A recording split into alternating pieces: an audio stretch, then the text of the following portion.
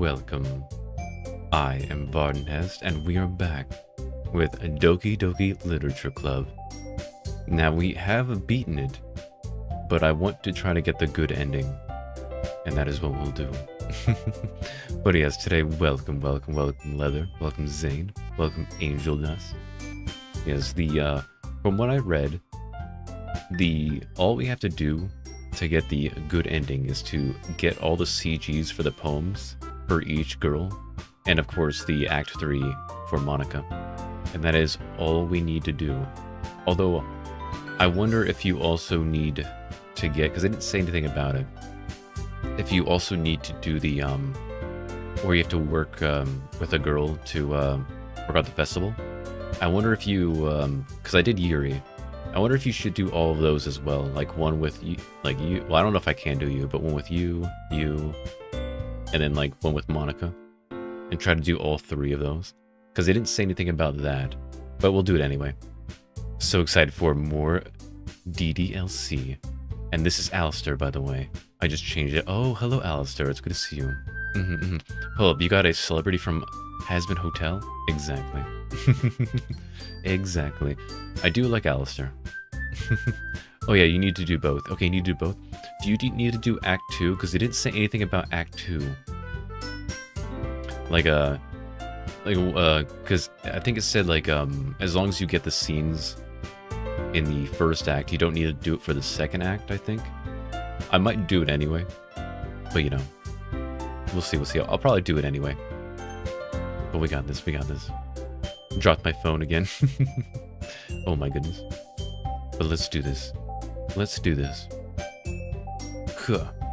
New game.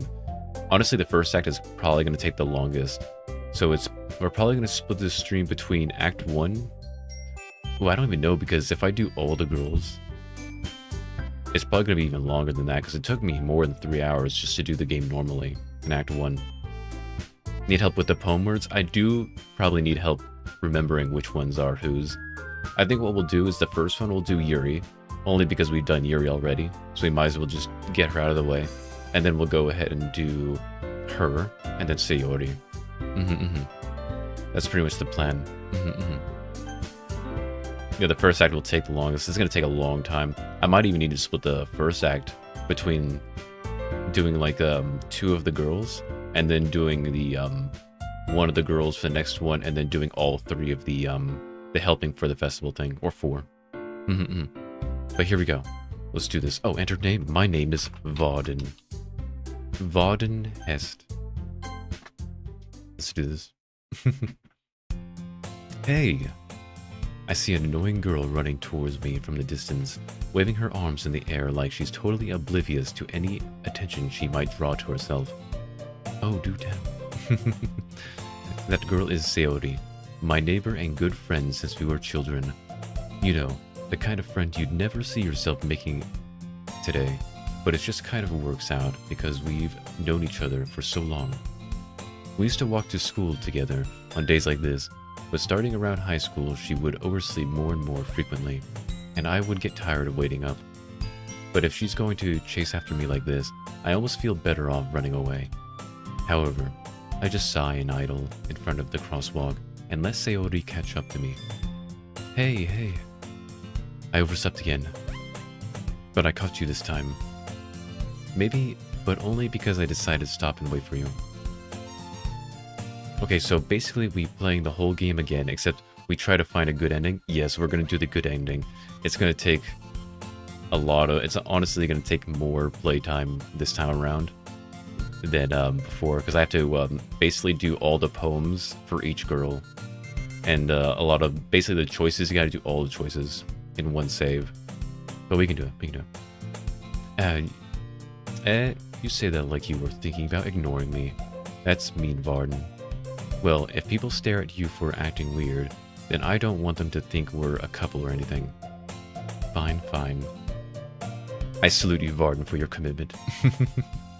But you did wait for me, after all. I am committed. They deserve to be happy. I guess you don't have it in you to be mean, even if you want to. Whatever you say, Sayori. We cross the street together and make our way to school. As you draw near, the streets become increasingly speckled with other students, making their daily commute. By the way, Varden, have you decided on a club to join yet? I held Varden on gunpoint. That is true. That did happen. A club. I told you already. I'm really not interested in joining any clubs. I haven't been looking either. That's not true. You told me you would join a club this year. Did I? I'm sure it's possible that I did in one of our many conversations, where I dismissively go along with whatever she's going on about. Sayori likes to worry a little too much about me, when I'm perfectly content just getting by on the average while spending my free time on games and anime. I was talking about how I'm worried that you won't learn how to socialize or have any skills before college. Your happiness is really important to me, you know? And I know you're happy now, but I'd die at the thought of you becoming a NEET in a few years because you're not used to the real world. You trust me, right? What's wrong with being a NEET? I like being a NEET. Don't make me keep worrying about you. Alright. I'll look at a few clubs if it makes you happy. No promises though. Will you at least promise me you'll try a little? Yeah, I guess I'll promise you that. Yay. Why do I let myself get lectured by such a carefree girl? More than that, I'm surprised I even let myself lent to her. I guess seeing her worry so much about me makes me want to ease her mind at least a little bit, even if she does exaggerate everything inside her head. Let's see. Okay, so basically you want your edits to be popular. Yay. Oh no. The school day is ordinary as ever, and it's over before I know it. After I pack up my things, I stare blankly at the wall, looking for one ounce of a motivation. Clubs? Sayori wants me to check out some clubs. I guess I have no choice but to start with the anime club. Hello? Sayori. Sayori must have come into the classroom while I was spacing out. I look around and realize that I'm the only one left in the classroom. I thought I'd catch you coming out of the classroom, but I saw you just sitting here and spacing out, so I came in. Honestly, you've even worse than me sometimes. I'm impressed. You don't need to wait up for me if it's going to make you late to your own club. Well, I thought you might need some encouragement, so I thought, know what? Well, that you could come to my club. Sayori? Yeah? There is no way I'm going to your club. Meanie. Sayori is vice president of the literature club. Not that I even ever aware that she had any interest in literature. In fact, I'm 99% sure she only did it because she thought it would be fun to help start a new club. Since she was the first one to show interest after the one who proposed the club, she inherited the title Vice President. That said, my interest in literature is guaranteed to be even less. Yeah, I'm going to the anime club. Come on, please. Why do you care so much anyway? Well, I kind of told the club yesterday I would bring in a new member. And Natsuki made cupcakes and everything. Don't make promises you can't keep. I can't tell if Sayori is really that much of an airhead, or if she's cunning as to have planned all of this out. I let out a long sigh. Fine. I'll stop by for a cupcake, okay? Yes, let's go. I do like cupcakes. And thus, today marks the day I sold my soul for a cupcake. I dejectedly follow Sayori across the school and upstairs, a section of the school I rarely visit, being generally used for third-year classes and activities. Maybe I forgot I'm not fully here. Sure, it's a deal then. Oh no, you're making deals? My goodness. Airheads for life. Yes, of course. Airheads for life. I do like Sayori. I do like her. Sayori, full of energy, swings open the classroom door. Everyone, the new member is here.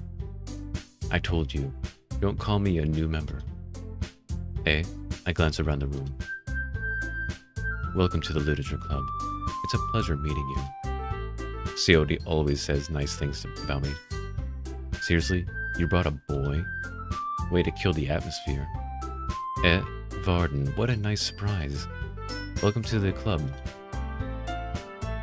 All words challenge me in this situation. Oh, escape me in this situation. This club is full of incredibly cute girls. What are you looking at? If you want to say something, say it. Sorry. Natsuki? The girl with the sour attitude, whose name is apparently Natsuki, is one I don't recognize. Her small figure makes me think she's probably a first year. She is also the one who makes cupcakes, according to Coyote. You can't just ignore her when she gets moody. Coyote says that quietly into my ear, and then turns back towards the other girls. Anyway, this is Natsuki, always full of energy. And this is Yuri, the smartest in the club. Don't say things like that. Yuri, who appears comparatively more mature and timid, seems to have a hard time keeping up with people like Coyote and Natsuki. Ah well, it's nice to meet both of you. Yuri is beautiful. I do like Yuri. I'll admit, I do like Yuri. And it sounds like you already know Monika. Is that right? That's right. It's great to see you again, Varden. Monika smiles sweetly. We do know each other. Well, we rarely talked, but we were in the same class last year. Monika was probably the most popular girl in class. Smart, beautiful, athletic. Basically completely out of my league. So having her smile at me so genuinely feels a little...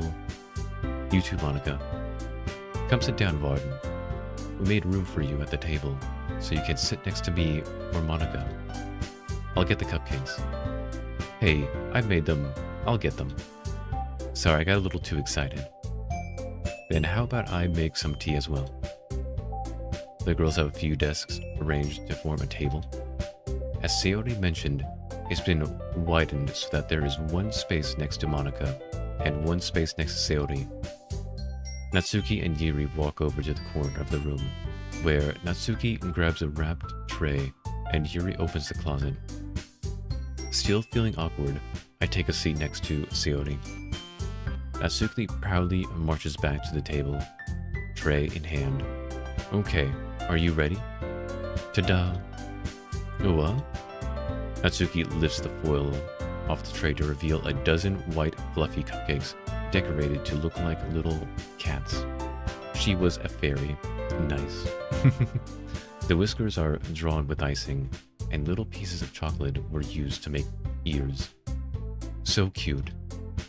I had no idea you were so good at baking, Natsuki.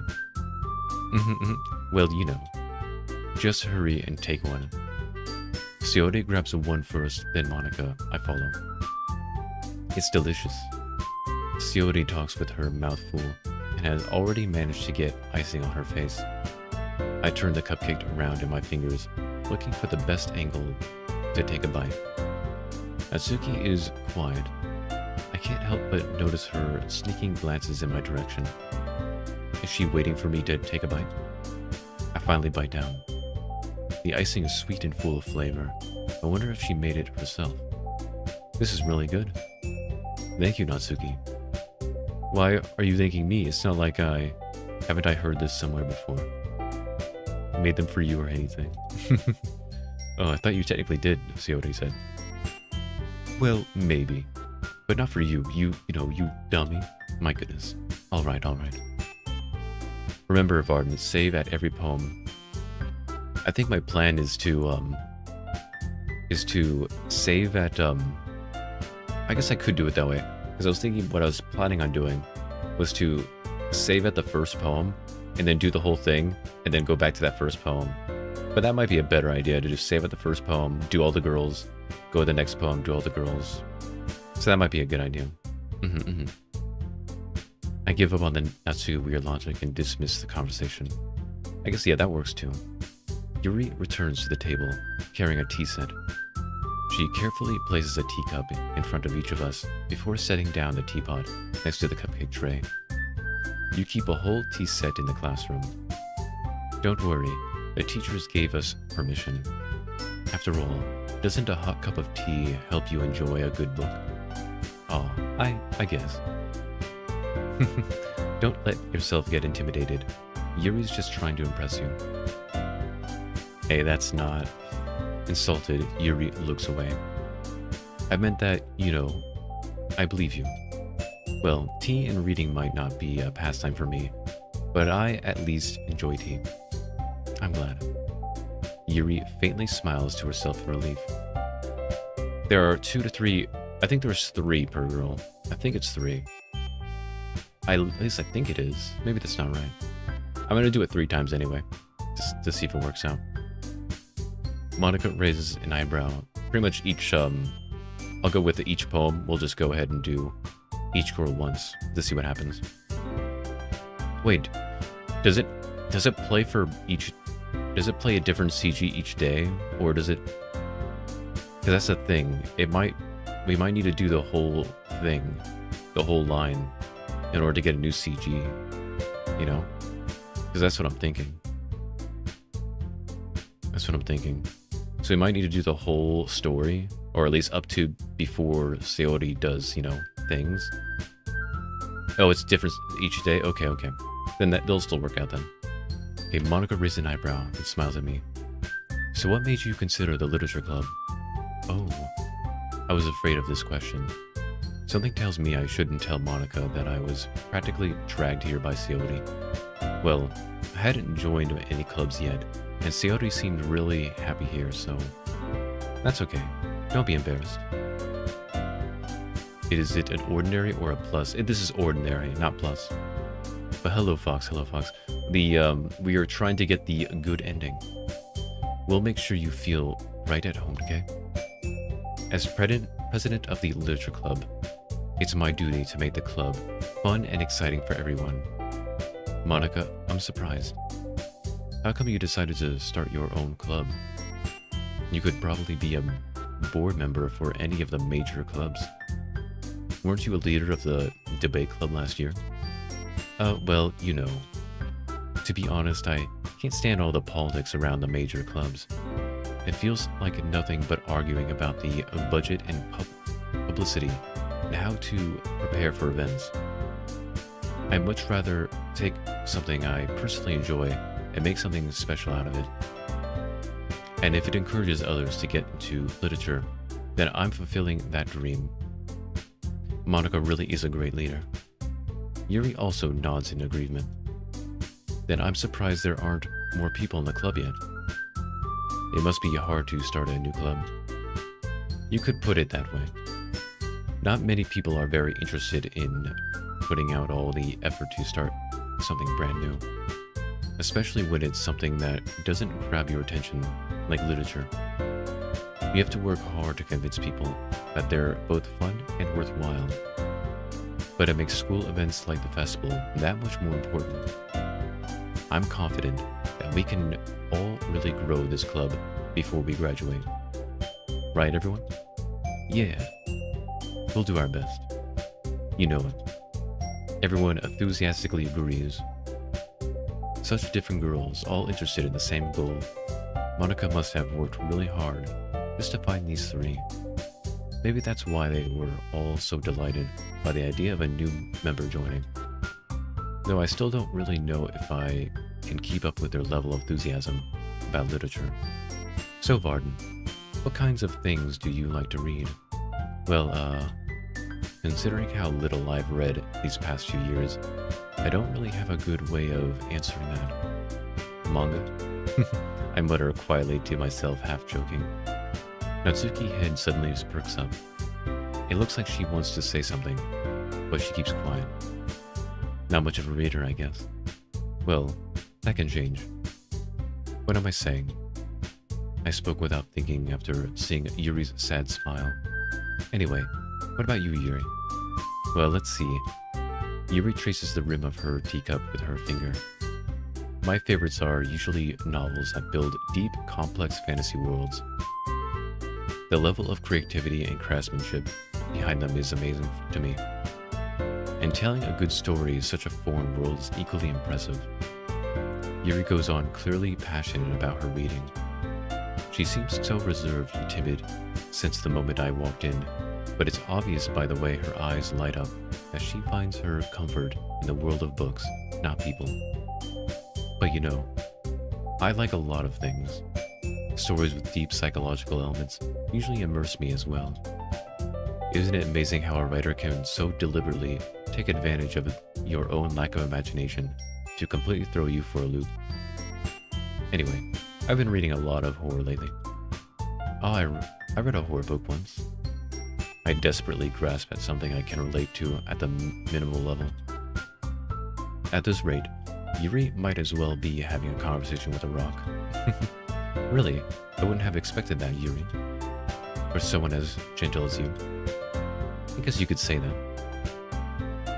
But if a story makes me think, or takes me to another world, then I really can't put it down. Surreal horror is often very successful at changing the way you look at the world, if only for a brief moment. Ugh, I hate horror. Oh, why's that? Well, Natsuki's eyes dart over to me for a split second. Never mind. That's right, you usually like to write about cute things, don't you, Natsuki? What gives you that idea? You left a piece of scrap paper behind the last club meeting. It looked like you were working on a poem called Don't Say It Out Loud, and give that back. Fine, fine. Your cupcakes, your poems. Everything you do is just as cute as you are. Seoris saddles up behind Natsuki and puts her hands on her shoulders. I'm not cute. Natsuki, you write your own poems? Well, I guess sometimes. Why do you care? I think that's impressive. Why don't you share them sometime? No. Natsuki averts her eyes. You wouldn't like them. Not a very confident writer yet. I understand how Natsuki feels. Sharing that level of writing takes more than just confidence. The truest form of writing is writing to oneself. You must be willing to open up to your readers, exposing your vulnerabilities, and showing even the deepest reaches of your heart. Do you have writing experience, Yuri? Maybe if you share some of your work, you can set example and help Natsuki feel comfortable enough to share hers. Yeah, I guess it's the same for Yuri. Oh, I wanted to read everyone's poems. We'll all sit in silence for a moment. Okay, I have an idea, everyone. The poems are coming. Natsuki and Yuri look quizzically at Monica. Let's all go home and write a poem of our own. The next time we meet, we'll all share them with each other. That way, everyone is even. Yeah, let's do it. Plus, now that we have a new member, I think it will help us all get a little more comfortable with each other and strengthen the bond of the club. Poems, isn't that right, Varden? Monica smiles warmly at me once again. Hold on, there's still one problem. What's that? Now that we're back to the original topic of me joining the club, I bluntly come forth with what's been on my mind the entire time. I have to do that. Gotta do this. Do. So far, I don't see anything just yet. Let's see, go ahead. How about chat? And back. Hi, I'm North Vietnam. Oh my gosh. I come back to that. Of all things. Don't tell me the stream is down. Yeah, the stream is down. Oh my goodness. Okay, the stream's back up, right? Is the stream back up? Stream back up? I hope so. But as I was able to stop when I immediately noticed. Apologies. My internet is still acting up. Yaddy. Yeah, whatever they did made the internet worse. So I have no idea how long this is going to last. But hopefully it gets better. That is, if writing poems is the price I need to pay in order to spend every day with these beautiful girls. Right? Okay, I've decided then. I'll join the literature club. One by one, the girl's eyes light up. I heard you loop the same line over and over. Oh, was just keep looting? Was it looping? Yes, I'm so happy. Shiori wraps her arms around me, jumping up and down. Hey, you really did scare me for a moment. If you really just came for the cupcakes, I would be super pissed. Then that makes it official. Welcome to the literature club. Thanks, I guess. Okay, everyone. I think with that, we can officially end today's meeting. A good note. Everyone remember tonight's assignment. Never, yeah, I never said I would. I never said I would. I never said I would. Just over and over again. Write a poem to bring to the next meeting, so we can all share. Monica looks over at me once more. Varden, I look forward to seeing how you express yourself. Yeah. Can I really impress the class star, Monica, with my mediocre writing skills? I already feel the anxiety welling up inside me. Meanwhile, the girls continue to chit-chat as Yuri and Natsuki clean up their food. Hey Varden, since you're already here, do you want to walk home together?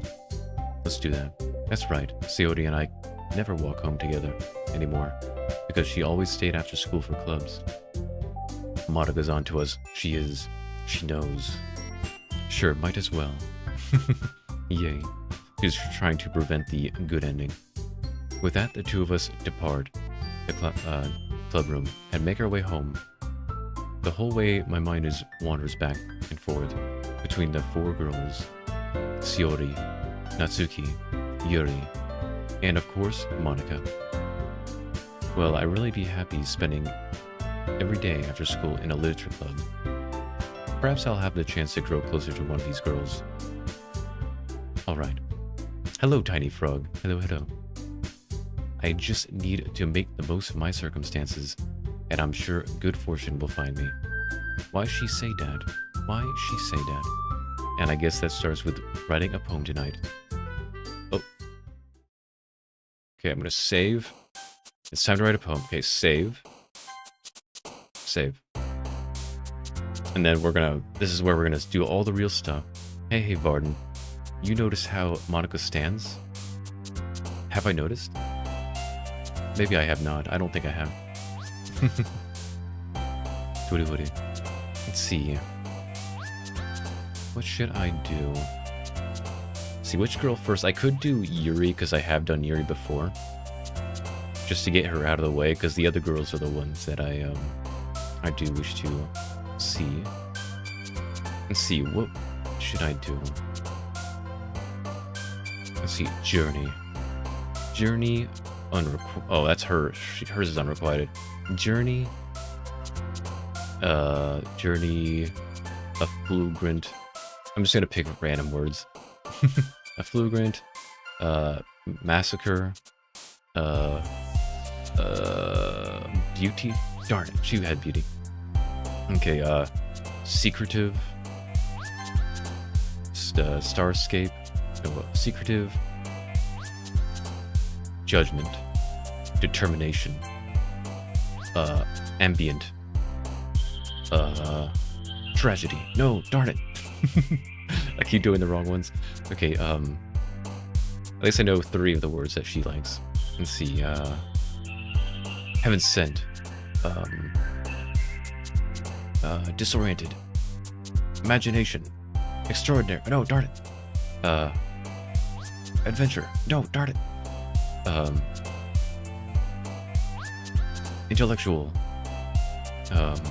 Memories. No, darn it. Frightening. Entropy. Vertigo. Okay, I think I did it. I was getting all the wrong ones. Hi again, Varden. Glad to see you didn't run away on us. Nah, don't worry. This might be a little strange for me, but I at least keep my words. Well, I'm back at the literature club. I was the last one to come in, so everyone else is already hanging out. Thanks for keeping your promise, Varden. I hope this isn't too overwhelming of a commitment for you, making you dive headfirst into literature when you're not accustomed to it. Oh, come on, like he deserves any slack. Seori told me you didn't even want to join any clubs this year. And last year too. I don't know if you plan to just come here and hang out or what. But if you don't take us seriously, then you won't see the end of it. Natsuki, you certainly have a big mouth for someone who keeps her manga collection in the classroom. But Natsuki finds herself stuck between saying Monica and manga. Manga is literature. Swiftly defeated, Natsuki plops back into her seat. Don't worry, guys. Varden always gives it his best as long as he's having fun. He helps me with busy work without even asking. Like cooking, cleaning my room. How dependable. Seori, that's because your room is so messy, it's distracting. And you almost set your house on fire once. Is that so? You two are really good friends, aren't you? I might be a little jealous. How come? You and Varden can become good friends too. Says Seori.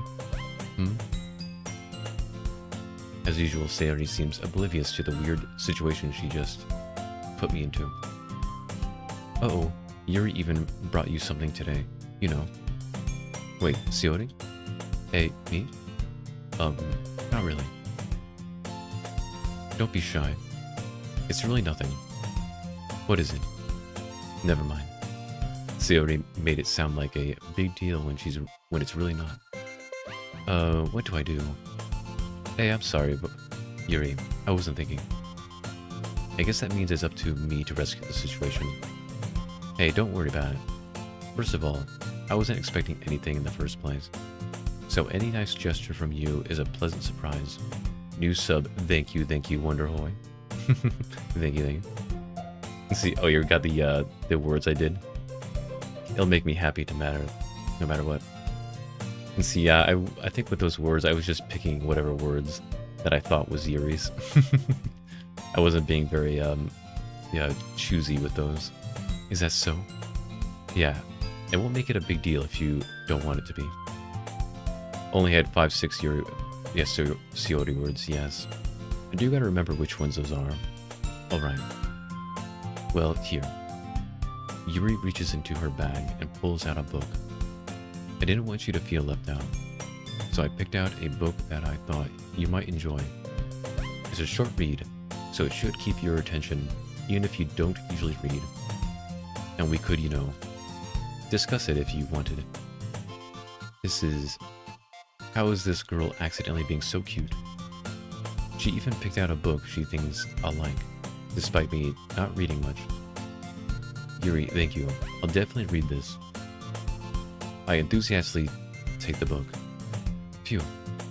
Well, you can read it at your own pace. I look forward to hearing what you think. Now that everyone's settled in, I expect Monica to kick off some scheduled activities for the club. But that doesn't seem to be the case. Seori and Monica are having a cheery conversation in the corner. Yuri's face is already buried in a book. I can't help but notice her intense expression like she was waiting for this chance. Meanwhile, Natsuki is rummaging around in the closet. I'm really curious to talk to Yuri a little bit more, but at the same time, I would feel bad for distracting her from reading. I catch a glimpse of the cover of her book. It looks like the same book that she lent to me. More than that, she seems to be on the first few pages. Crap. I think she noticed me looking at her. She sneaks around to glance at me, and our eyes meet for a split second. That only makes her hide her face deeper in her book. Sorry, I was just spacing out. I muttered this, sensing I made her uncomfortable. Oh? It's fine. If I was focused, then I probably wouldn't have noticed it in the first place. But I'm just rereading a bit of this, so... That's the book you gave me, right? I wanted to reread it, some of it. Not for any particular reason. Just curious, how come you have two copies of the same book? Well, When I stopped at the bookstore yesterday, that's not what I meant. I mean, I just happened to buy 2 of them. A year back, I banged the words into my head and forgot them, but I did see how many times Seori jumped. Ah, I see. There's something fairly obvious here that Yuri isn't telling me, but I decided to let it go. I'll definitely start reading it soon. I'm glad to hear it. Once it starts to pick up, you might have a hard time putting it down. It's a very engaging and relatable story. Is that so? What's it about, anyway? Well, Yuri closes the book and scans her eyes over the back. The book is titled Portrait of Markov. There's an ominous-looking eye symbol on the front cover. Alright. I just wanted to make sure I don't accidentally give anything away. Basically, it's about this girl in high school who moves in with her long-lost younger sister. But as soon as she does so, her life gets really strange. She gets targeted by these people who escaped from a human experiment prison. And while her life is in danger, she needs to desperately choose who to trust. No matter what she does, she ends up destroying most of her relationships, and her life starts to fall apart. It's kind of dark, isn't it?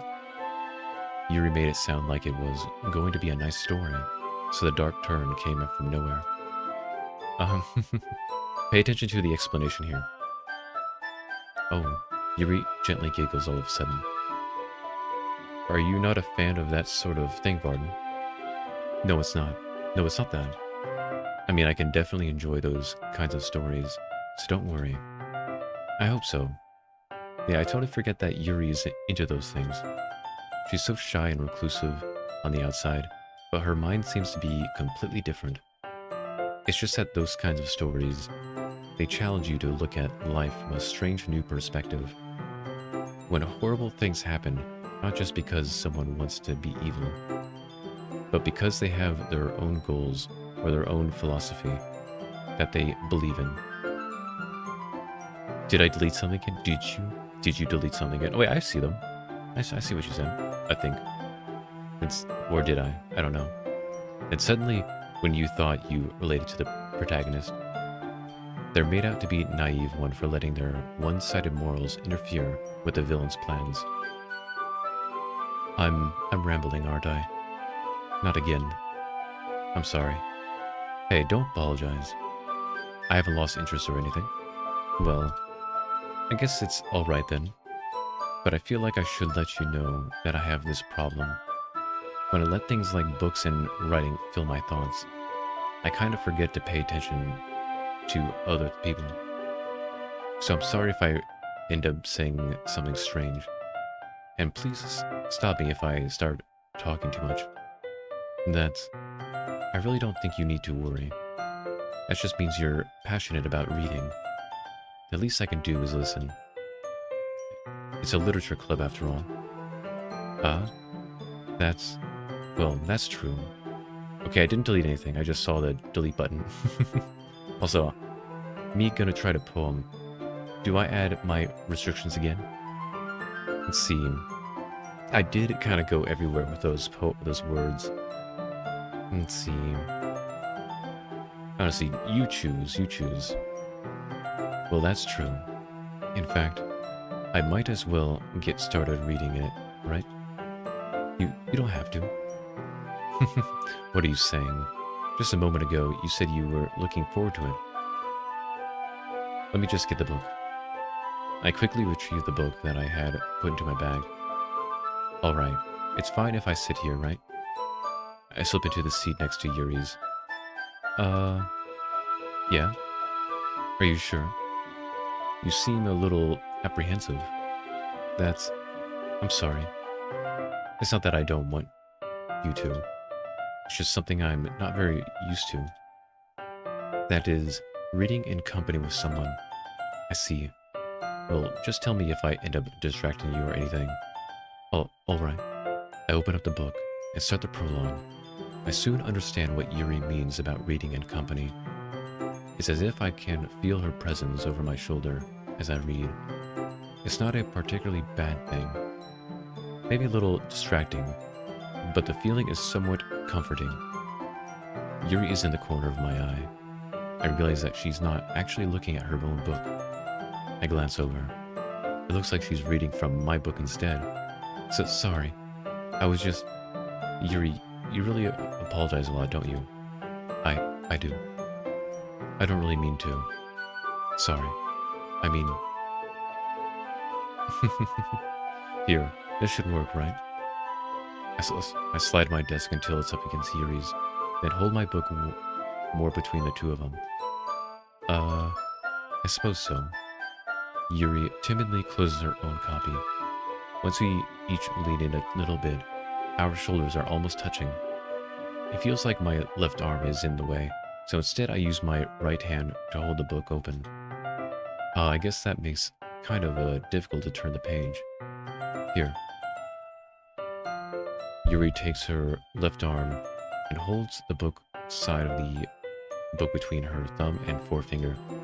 I do the same with my right arm, on the right side of the book. That way I turn a page, and Yuri slides it under her thumb after it flips to her side. But it is holding like this. We're huddled even closer together than before. It's actually kind of distracting me.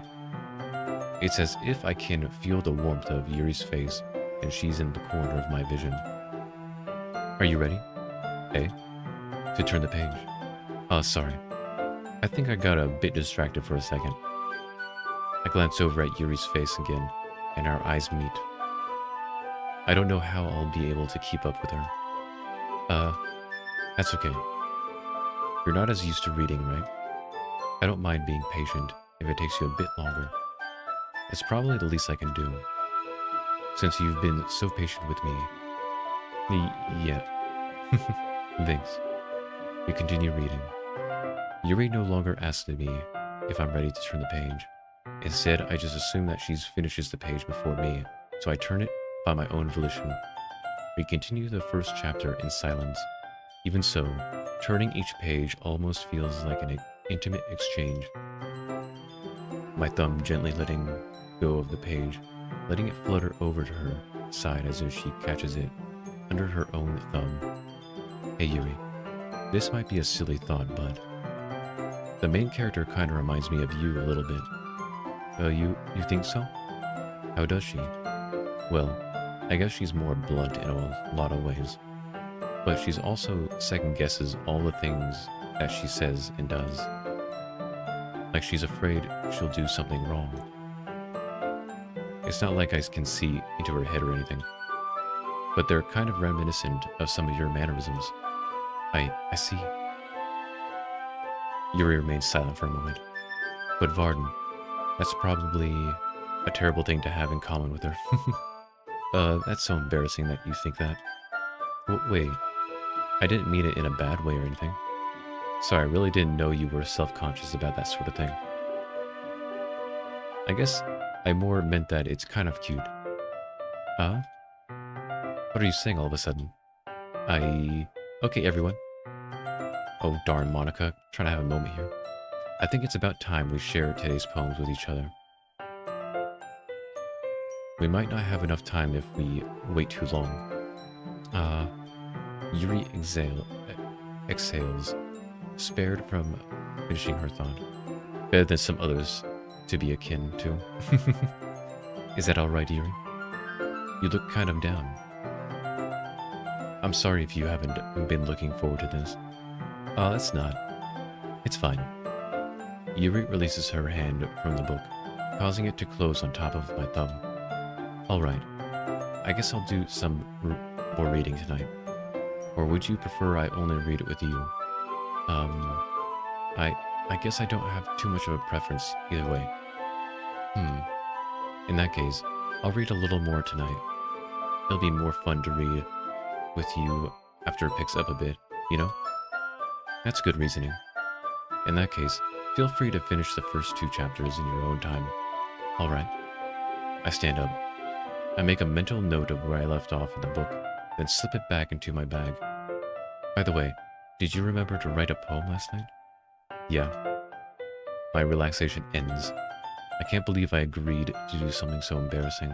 I couldn't really find much inspiration, since I've never really done this before.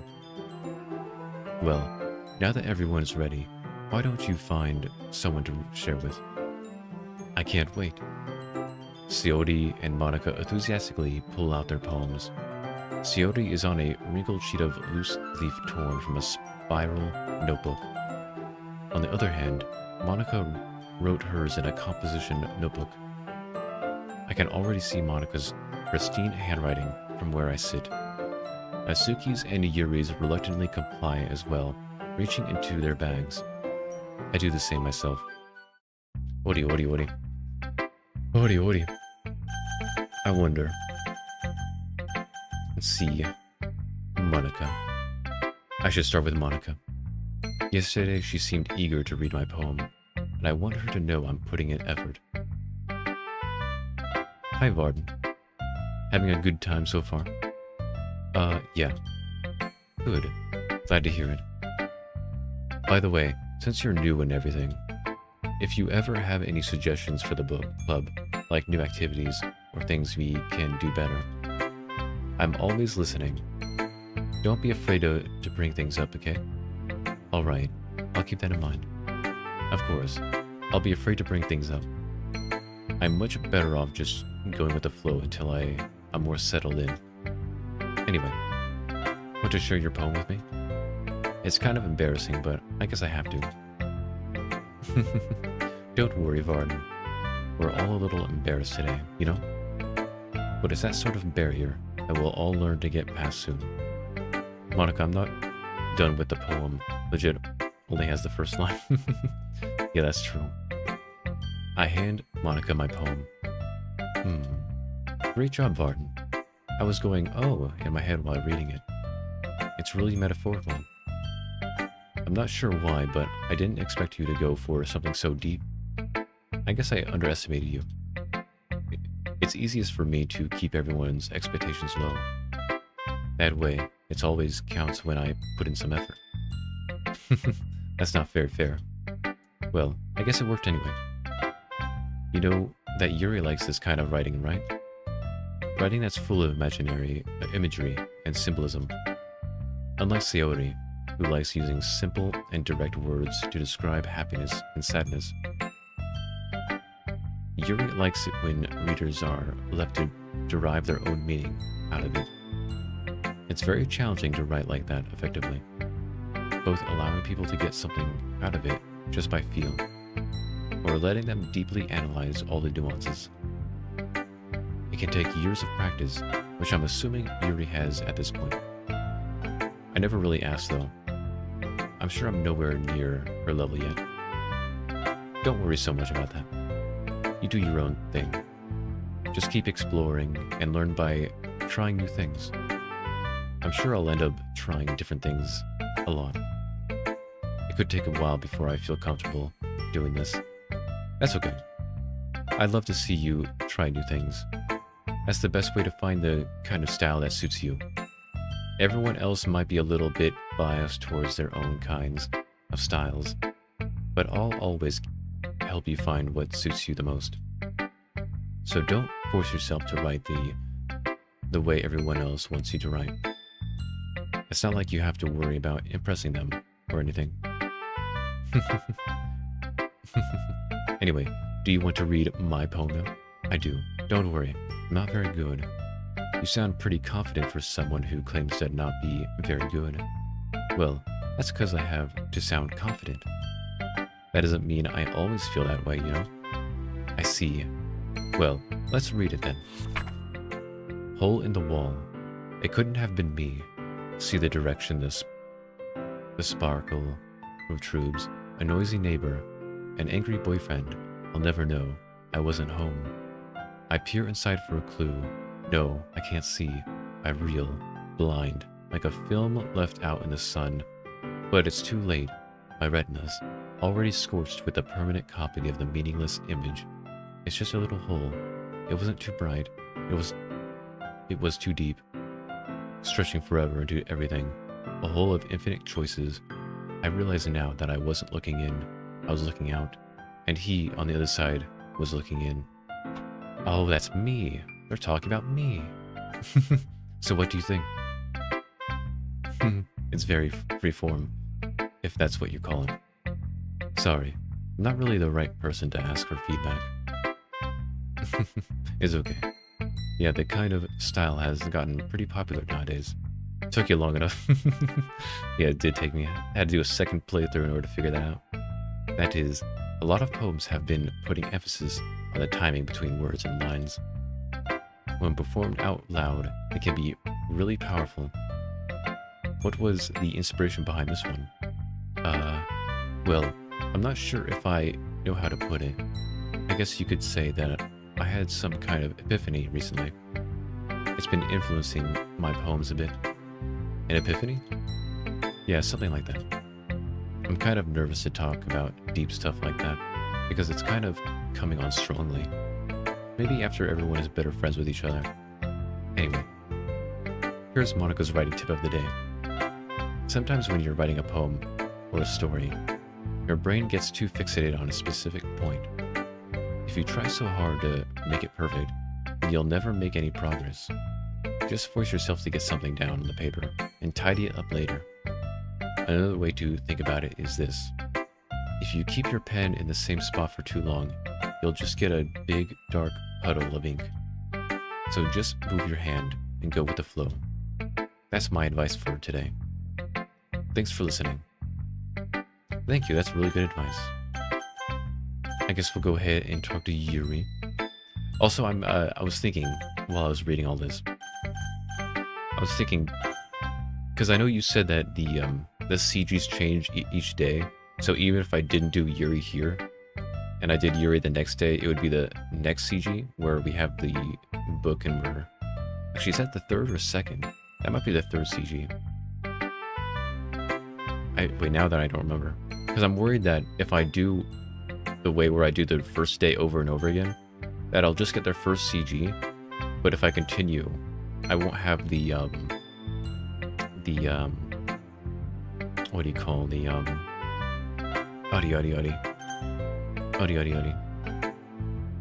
their next, words. I'm worried that I won't, like, progress through their story, instead of get a different CG. Like, I'll just get the first day CG over and over again, if I say do the second day. I mean, we'll find out. We'll find out if that's the case. I'm kind of worried about that. Let's go with Yuri. As Yuri reads the poem, I notice her eyes lighten. Exceptional. Hey, what was that? Did I say that out loud? Yuri first covers her mouth, but then ends up covering her whole face. He's going to hate me. You really didn't do anything wrong, Yuri. That's... I guess you're right. What am I getting so nervous for? Yuri takes a deep breath. So, what kind of writing experience do you have? Your use of imagery and metaphors indicates you've written a lot. Really?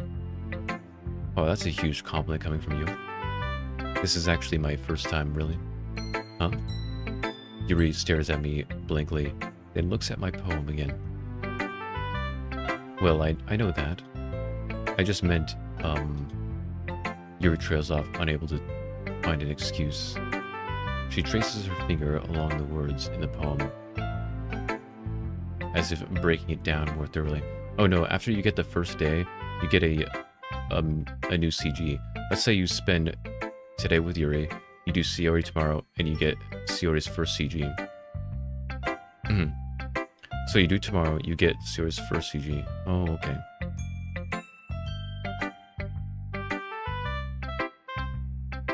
You do tomorrow, you get Shiori's first CG. Okay.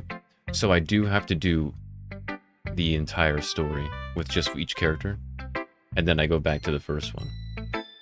Is essentially what I gotta do. I think I'm understanding.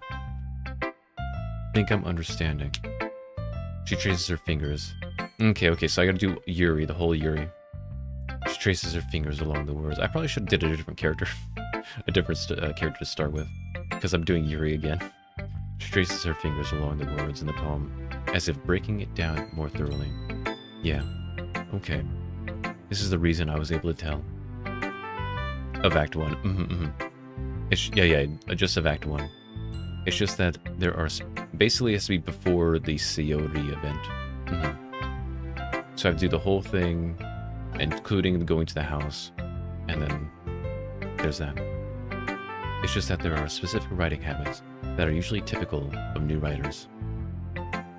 And having been through that myself, I kind of learned to pick up on them.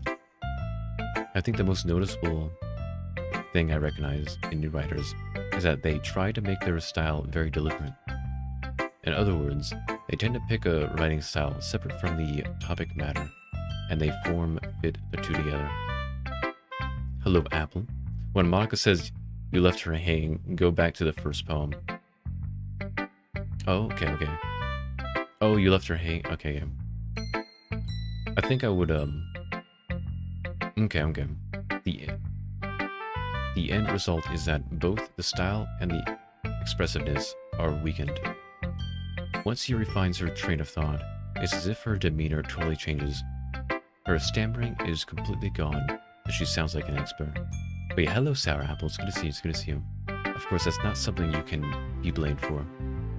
There are so many different skills and techniques that go into writing in a single poem. Not just finding them and building them, but getting them to work together is probably the most challenging part. It might take you some time, but it all comes with practice and learning by example, and trying new things. I also hope that everyone else in the club gives you valuable feedback. Natsuki can be a little bit biased though. Biased how? Well, never mind. I shouldn't be talking about people like that. Sorry. It's fine. Screw entropy. Doesn't know how to use it. This may take a bit. I apologize. Yeah, entropy. Let's see. I remember I learned something about entropy a while back, what it actually is, and it was pretty fascinating. It really helped me understand the how the universe actually works. like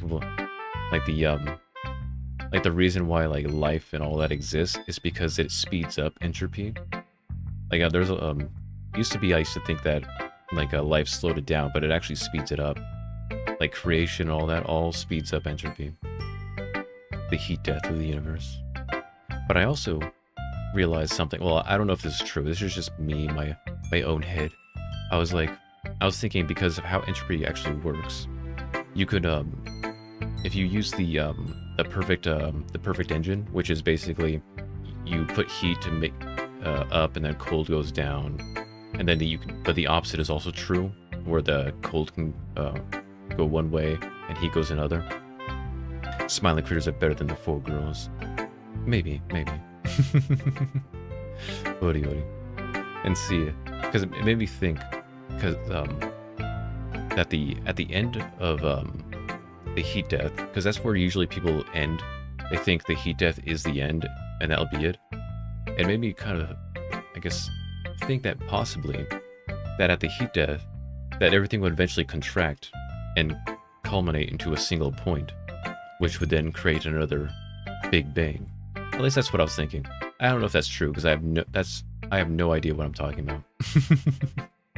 I have no knowledge of how that all really works. But I was just thinking that just made the idea of the universe is just completely infinite. You know? I'm not sure if it's Yuri's apologizing to herself, to me, or to Natsuki. But hello, Sayori. Hello, Sayori. Do you mind if I read your poem now? I just had a weird tangent where I went on about entropy. Please do. I'd love to share my thought process behind it. Yuri smiles dreamingly, as if that's a rare opportunity for her. So, infinity or the end of the universe, basically. Well, I mean, it would be the end for us, for sure. At that point, it would be the end. But yeah, I believe that it will eventually contract. Of course, that would be over, like, billions, if not trillions of years, but it would all eventually contract into a single point, and then restart everything once again. That's my personal theory. I have no idea if that's true or not. Which itself is kind of funny. After all, isn't this supposed to be a literature club? Ghost under the light. The tendrils of my hair illuminate beneath the amber glow, bathing. It must be this one, the last remaining street light, to have withstood the test of time, the last yet to be replaced by the sickening blue-green hue of the future. I bathe, calm, breathing air of the present, but living in the past. The light flickers, I flicker back. So, the game? Man, no one likes me talking about weird science stuff. How dare, how dare.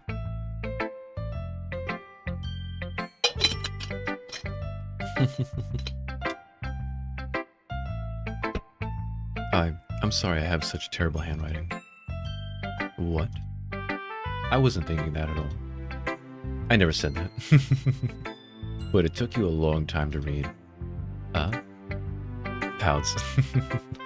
Well, I just don't read script very often. I actually think your handwriting is pretty good. That's a good relief. Also, I like the poem. Even though it's short, it was really descriptive. It wasn't too short. I usually write longer poems. Not at all. I'm really glad you like it. I'll be honest. Since it's your first time sharing, I wanted to write something a little more mild. Something even to digest, I suppose. Are you into ghost theory? Huh? Actually, the story isn't about a ghost at all, Varden. Really? I must have totally missed the point. You would, Varden. Well, I suppose you did only glance over it after all. But remember that poets often express their own thoughts, feelings, and experiences in their work. Catnip better than Yuri. Well, I'm doing Yuri first because Yuri was the one I did a lot in my first playthrough. But I'm just gonna get her out of the way and then work on the others. They usually do more than tell a simple story or paint a picture. In this case, perhaps the subject of the poem is only being symbolically compared to a ghost. You see, lingering in her last remaining place of comfort, unable to let go of the past, and soon to be left with nothing. That's a lot more solemn, putting it that way. I hadn't even thought of that. That's impressive. It's nothing really. Yours was impressive too, so... Nah. If anything, I could probably learn a thing or two from you. You think so? Yeah, of course. You know... I was really nervous about doing all this, but in the end, I enjoyed it. I'm going to keep doing my best for you, Varden. Aw, me too. Okay. And let's do Natsuki. She'll probably be the next girl I try. And then I'll do Sayori. Varden, if you're not going to take this club seriously, then go home. What? Harsh? What, you expect me to believe that you actually put effort into this? Do you think I'm stupid? I'm not a writer. Maybe it's not very good, but yeah, I did put in effort. We all start somewhere, right?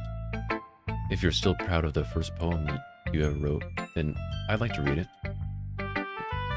Painful to think about. Fine. Well, sorry. You'll get better anyway. I'd tell you what to improve, but you're better off just trying again. Fair enough. Well, to each their own, I guess.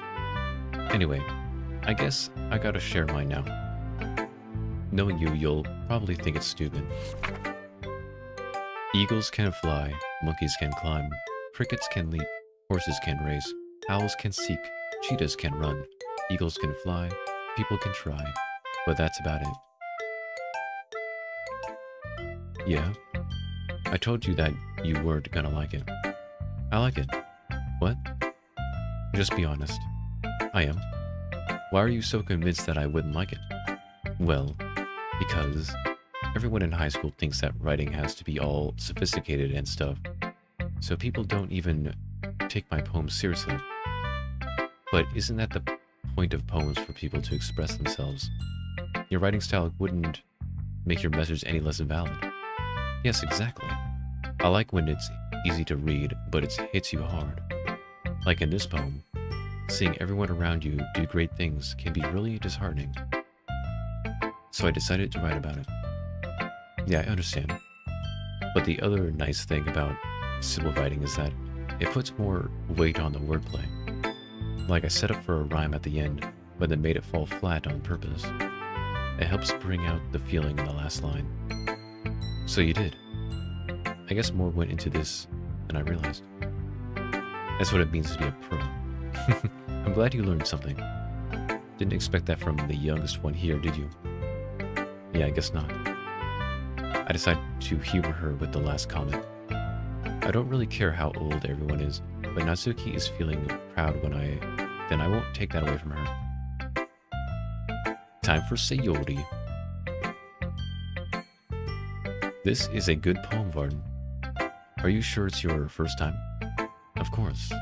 Sighs in relief. It's not that good. Am I the kind of guy who would be writing poems in his spare time? I guess you're right. But that's why it's impressed me. Oh, you finished the poem? Well, to be honest, I was afraid that you wouldn't do it seriously, or that you wouldn't write one at all. I'm really happy just that you wrote one. It just reminds me of how you're really a part of this club now. Not to mention the fact that I'm standing in front of you in the club room. Or, well, of course. I'm not really into it yet, but that doesn't mean I'll break my promise. See? It's like I said before, Varden. Deep down, you're not selfish at all, you know? Trying new things like this for other people. Yeah, finally this took way too long, and it's all over. That's something only really good people do. Thanks, Sayori. I'm not sure if Sayori sees the full picture of my motives here. Then again, I can't deny that she's part of the reason I joined. Knowing how much this means to her and all. Yeah. And I'm gonna make sure you have lots of fun here, okay? That will be my way of thanking you. Alright, I'm going to hold you to that then. Yay! Now, you'll read my poem too, right? Don't worry. I'm really bad at this. Hello, Darnell Wolf. It's good to see you, it's good to see you. We'll see about that. Dear sunshine, the way you glow through my blinds in the morning, it makes me feel like you missed me. Kissing my forehead to help me out of bed, making me rub the sleepy from my eyes. Are you asking me to come out and play? Are you trusting me to wish away a rainy day? I look above, the sky is blue. It's a secret, but I trust you too. If it wasn't for you, I could sleep forever, but I'm not mad. I want breakfast. She's writing about me. How could this be? You saw my poem and joined, didn't you?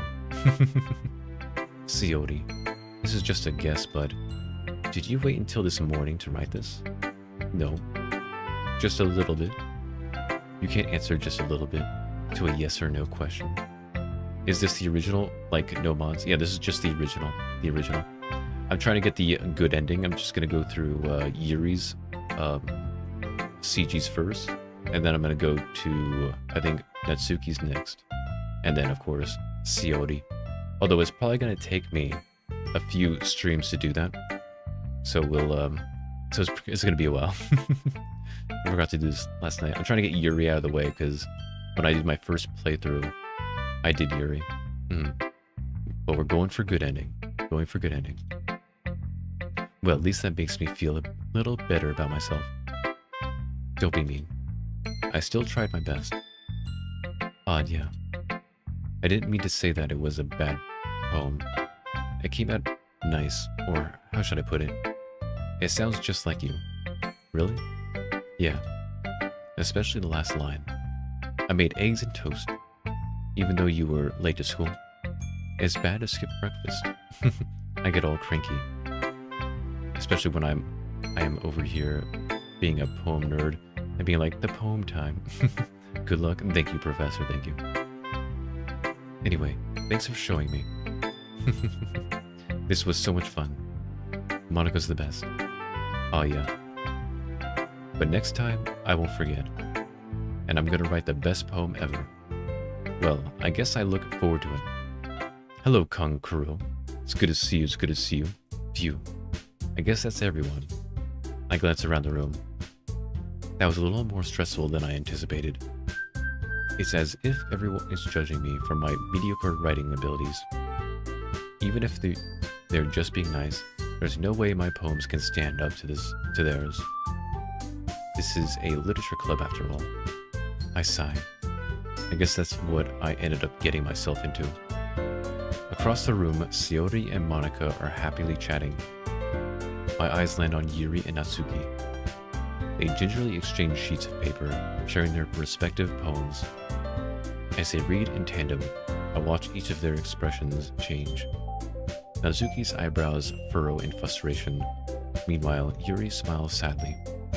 What's with this language? Eh? Did you say something?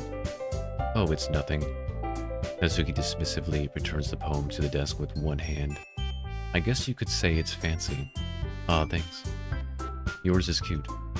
Cute? Did you completely miss the symbolism or something? It's clearly about the feeling of giving up. How can that be cute? I know that. I just meant the language, I guess. I was trying to say something nice. Eh? You mean you have to try that hard to come up with something nice to say? Thanks, but it really didn't come out nice at all. Well, I do have a couple suggestions. If I was looking for suggestions, I would have asked someone who actually liked it. Which people did, by the way. Natsuki, you missed Yuri's poem. Oh my gosh. Sayori liked it. And Varden did too. So based on that, I'll gladly give you some suggestions of my own. First of all, excuse me, I appreciate the offer, but I've spent a long time establishing my writing style. I don't expect it to change anytime soon, unless of course, I come across something particularly inspiring, which I haven't yet.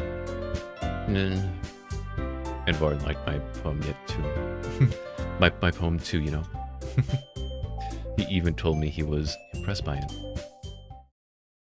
Natsuki suddenly stands up. Oh?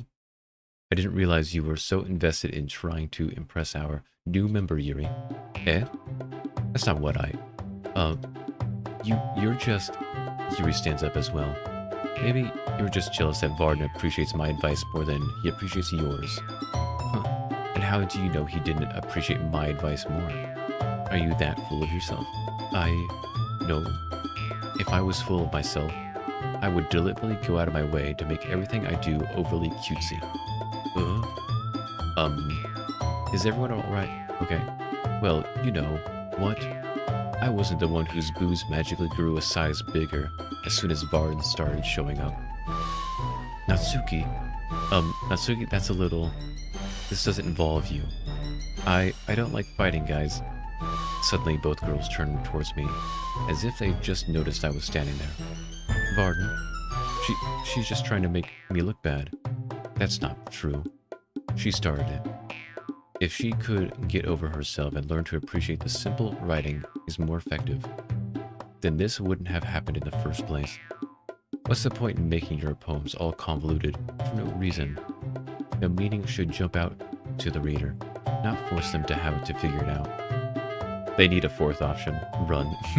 Exactly. Help me explain that to her, Varden. Wait. There's a reason we have so many deep and expressive words in our language. It's the only way to convey complex feelings and meaning them most effectively. Avoiding them is not only unnecessarily limiting yourself, it's also a waste. You understand that, right, Varden? How did I get dragged to this in the first place? It's not like I know anything about writing, but whoever I agree with, they'll probably think more highly of me. Help me, Natsuki, Sayori. Help me, Sayori. Natsuki glares at me, drying up any words I had in my mouth. So instead I turn to Yuri. But Yuri's expression is so defenseless that I can't bring myself to say anything to her. Sayori? Yeah. Everyone's fighting is making Sayori uncomfortable. How can the two of you keep fighting when you know you're making your friend feel like this? Varden? Well, that's her problem. This isn't about her. I agree. It's unfair for others to interject their own feelings into our conflict.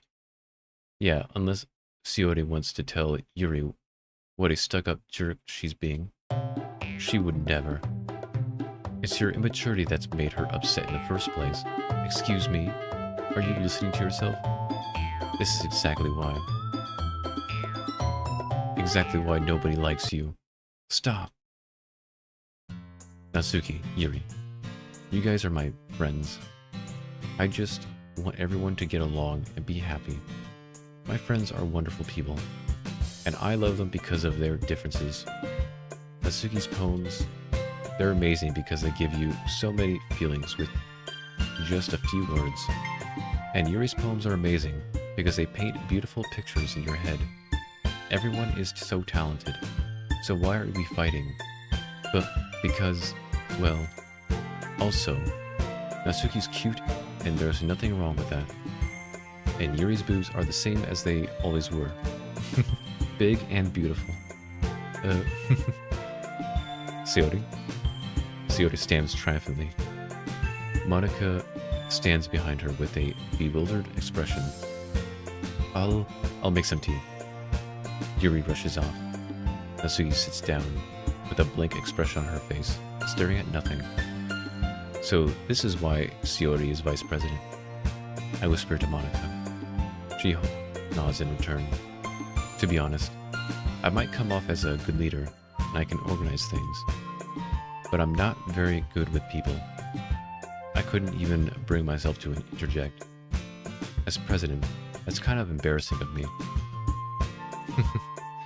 No, it's not like that I can blame you. I wasn't able to say anything either. Well, I guess that just means Sayori is amazing in her own ways, isn't she? You could say that. She might be an airhead, but sometimes it's weirdly suspicious that she knows exactly what she's doing. Monica is relatable here in a sense.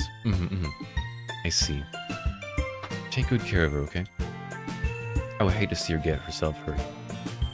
That makes two of us. You can count on me. Monica smiles sweetly at me, causing my stomach to nod. Such a genuine person really does make a good president, regardless of what she says.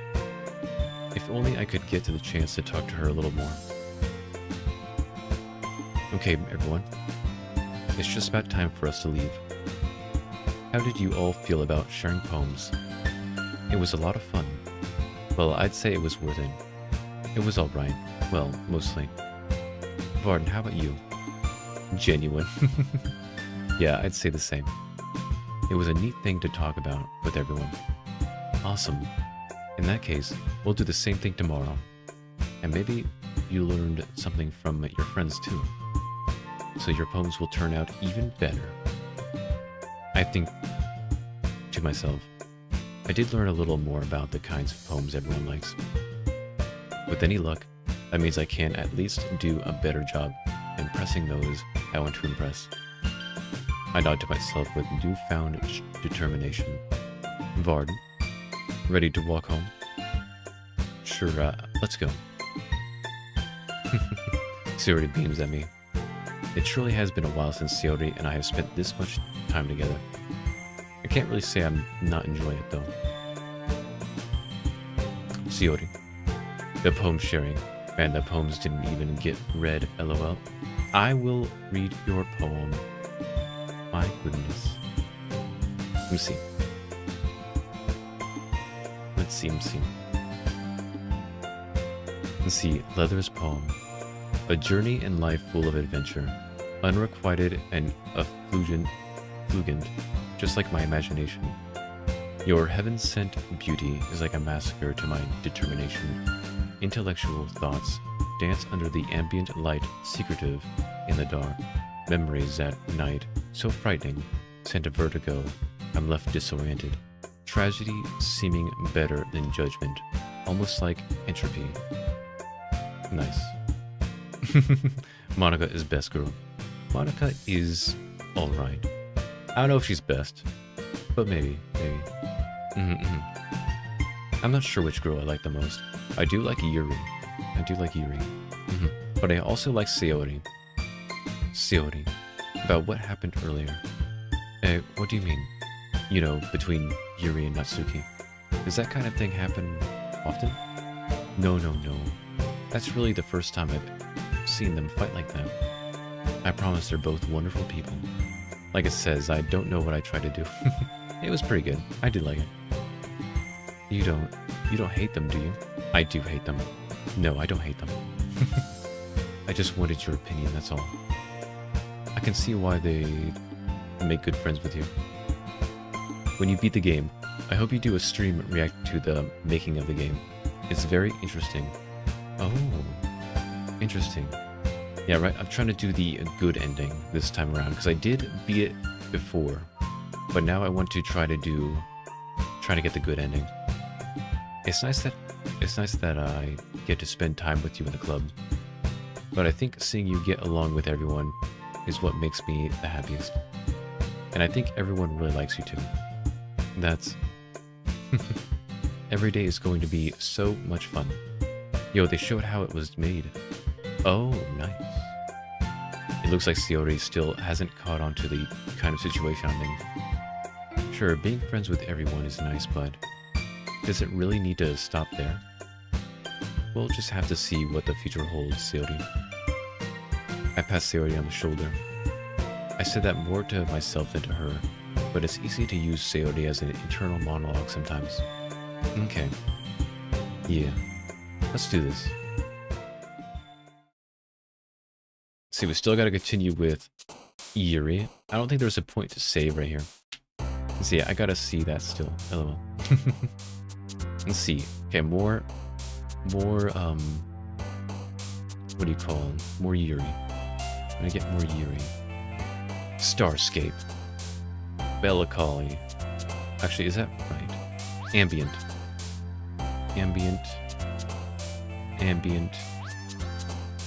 Raindrops. Vertigo. I know Vertigo for sure. Vertigo. Melody. Darn, that was wrong. Incongruent. Unrestrained? Yes. No. Portrait. Frightening. Extraordinary. Darn it. That's the wrong one. Precious. No, darn it. Analyst. Heaven sent. Sensation. Daydream. Darn, that's the wrong one. Determination. Intellectual. Contamination. Affluent. Tenacious. Didn't. I do really want to get to the other ones, because Yuri I have pretty much done all of them, I think. I don't think I've done 3 in a row, though. I don't think I've done that. At least not in the first act. Another day passes, and it's time for the club meeting today. I've gotten a little more comfortable here over the past couple days. Entering the classroom, the usual scene greets me. Hi, Varden. Yo, Sayori. Looks like you're in a good mood today. I'm just still not used to you being in the club, that's all. I see. That's a pretty simple thing to get you in the good mood. But I guess it's always the simple things with you anyway. Speaking of which, I'm kinda hungry. Will you come with me to buy a snack? No thanks. That's not like you at all. I have my reasons. Why don't we take a look at your purse, Sayori? Why that all of a sudden? No reason, really. I just wanted to look at it. Sayori nervously retrieves her coin purse. She fumbles with the latch and gets it open. Then, she turns it upside down and lets its contents spill out onto the desk. Only 2 small coins fall out. I knew it. I can see right through you, Sayori. That's not fair. How did you even know? It's simple. If you had enough money in the first place, you would have brought a snack before coming to the club room. So either you're not hungry and wanted an excuse to take a walk, or you plan to conveniently forget that you spent all your money so that I would lend you some. But there's one more thing. You're always hungry. And so, that only leaves the one option. I give up. Don't make me feel guilty. If you feel guilty, that means you deserve to feel guilty. Aw. Man, me knowing how Sayori actually is feeling inside, that line really hurt. Don't say that to somebody who's already feeling super depressed. Oh man. Oh man. Yuri suddenly giggles. Eh? I didn't notice that she was listening in. Her face is in her books as always. I wasn't listening to anything. It was just something in my book. Yuri, tell Varden to let me borrow some money. Don't get me involved like that, Sayori. Besides, you should only buy what you can responsibly afford. And frankly, after pulling a mischievous little stunt like that, your suffering is fair enough retribution. Did I just... I didn't mean that. I got too absorbed in my books. I really like it when you speak your mind, Yuri. It doesn't happen much, but it's a fun side of you. There's no way you could think that. See, not doing another Yuri poem, screw that. And don't worry, you don't have to do another Yuri one. I really want to get to the, Natsuki. Do some Natsuki poems. You were right, though. I did something bad, and now I have to accept the retribution. That. Still, coming from you, Sayori, I guess there's a little devil inside all of us, isn't there? I'll do it later, though. Hehe. Don't let her fool you. Sayori knows exactly what she's doing. After all, she told you guys she was bringing me to the club before she even told me. But you wouldn't have come if it weren't for the cupcakes. So I had to trick Natsuki into making them. Come on, give me more credit than that, Sayori. Kya. Out of nowhere, something smacks Sayori in the face and tumbles onto the desk. Huh? What was that? Eh? A cookie. Sure enough, it's a giant cookie wrapped in plastic. Sayori glances around. Is this a miracle? It's because I paid my restitution. Retribution. Actually, that one almost worked. I was just gonna give it to you. But then I heard you blab about the cupcakes. It was totally worth seeing your reaction, though. Natsuki, that's so nice of you. I'm so happy. Sayori hugs the cookie. Geez, just eat it. Sayori rapidly tears open the wrapper and takes a big bite. So good. Sayori suddenly clasps her hands over her mouth. I bit my tongue. You're going through a lot over just one cookie. Natsuki takes a bite of her own cookie. Yours looks really good too, Natsuki. Can I try it? Jeez, beggars can't be choosers. But yours is chocolate. Yeah, why do you think I gave you that one? Fine. Still, I'm really happy that you shared this one with me. Sayori gets out of her seat and goes behind Natsuki and wraps her arms around her. Oh, jeez. I get it. Cookie still in hand, Natsuki reaches up to nudge Sayori off of her. Sayori suddenly leans down and takes a bite out of Natsuki's cookie. Hey, did you seriously just do that? Mouthful, Sayori trots away to safety. Yuri and I laugh as well. Jeez, you're such a kid sometimes. Monica, can you tell Sayori? Eh? Natsuki glances around. Monica isn't in the classroom. Where's Monica anyway? Good question.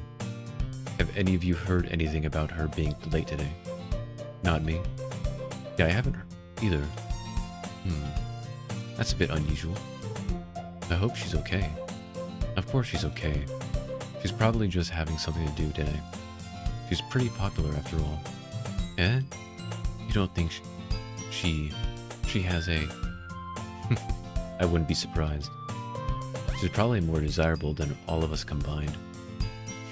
That's true. Excuse me. Suddenly, the door swings open. Sorry, I'm super sorry. There you are. I didn't mean to be late. I hope you guys weren't worried or anything. Eh? Monica chose the club over her boyfriend after all. You're so strong-willed. Boyfriend? What on earth are you talking about? Monica quizzically glances at me. Ah, never mind that. What held you up anyway? Well, my last period today was study hall. To be honest, I kinda just lost track of time. That makes no sense, though. You would have heard the bell ring, at least. I must not have heard it since I was practicing piano. Piano? I wasn't aware you played music as well, Monica. Oh, I don't really. I kind of just started recently. I've always wanted to learn piano. I've always wanted to learn piano too, but I never take the time to do it. That's so cool. You should play something for me, for us, Monica. And that's... Monica looks at me. Maybe once I get a little bit better, I will. Yay. That sounds cool. I'd also look forward to it. Is that so? In that case, I won't let you down, Varden. Monica smiles sweetly at me. Sweetly. Ah, I didn't mean any pressure or anything like that. Don't worry.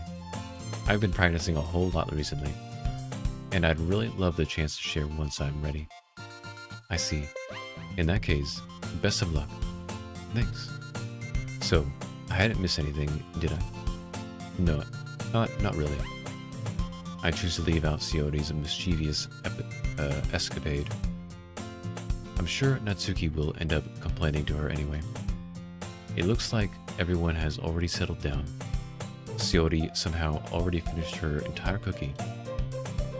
Yuri is back to her book, and Natsuki disappeared in the closet. Hey Yuri. Hey? I suddenly noticed that Yuri's reading a different book from the one we've been reading together. Sorry, I didn't mean to interrupt. No. I was kind of just waiting for you. Oh, is that the case? Why don't we go ahead and get started? Yes, let's. Actually, I have a request. Do you mind if I make some tea first? Not at all. Thanks very much. If there's one thing that can make my reading time here any better, it's a nice cup of tea. Not to mention for yourself as well. Yuri stands up and makes her way to the closet. I follow and watch as she retrieves a small water pitcher from the shelf, the kind with a filter inside. Can you hold this for a second? Sure. Yuri hands me the water pitcher and also fetches an electric kettle.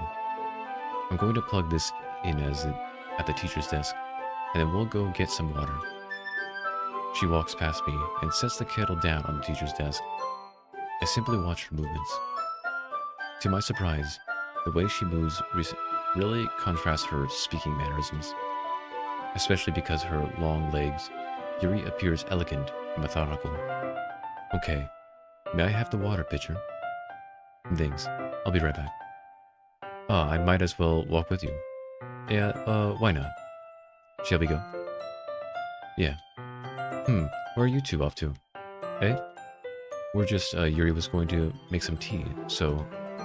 I suddenly realized how weird it sounds to explain this to Monica. We're just refilling the water pitcher. Ah, okay. Sorry, I was just a bit curious. That's kind of a one-person job, isn't it? That's...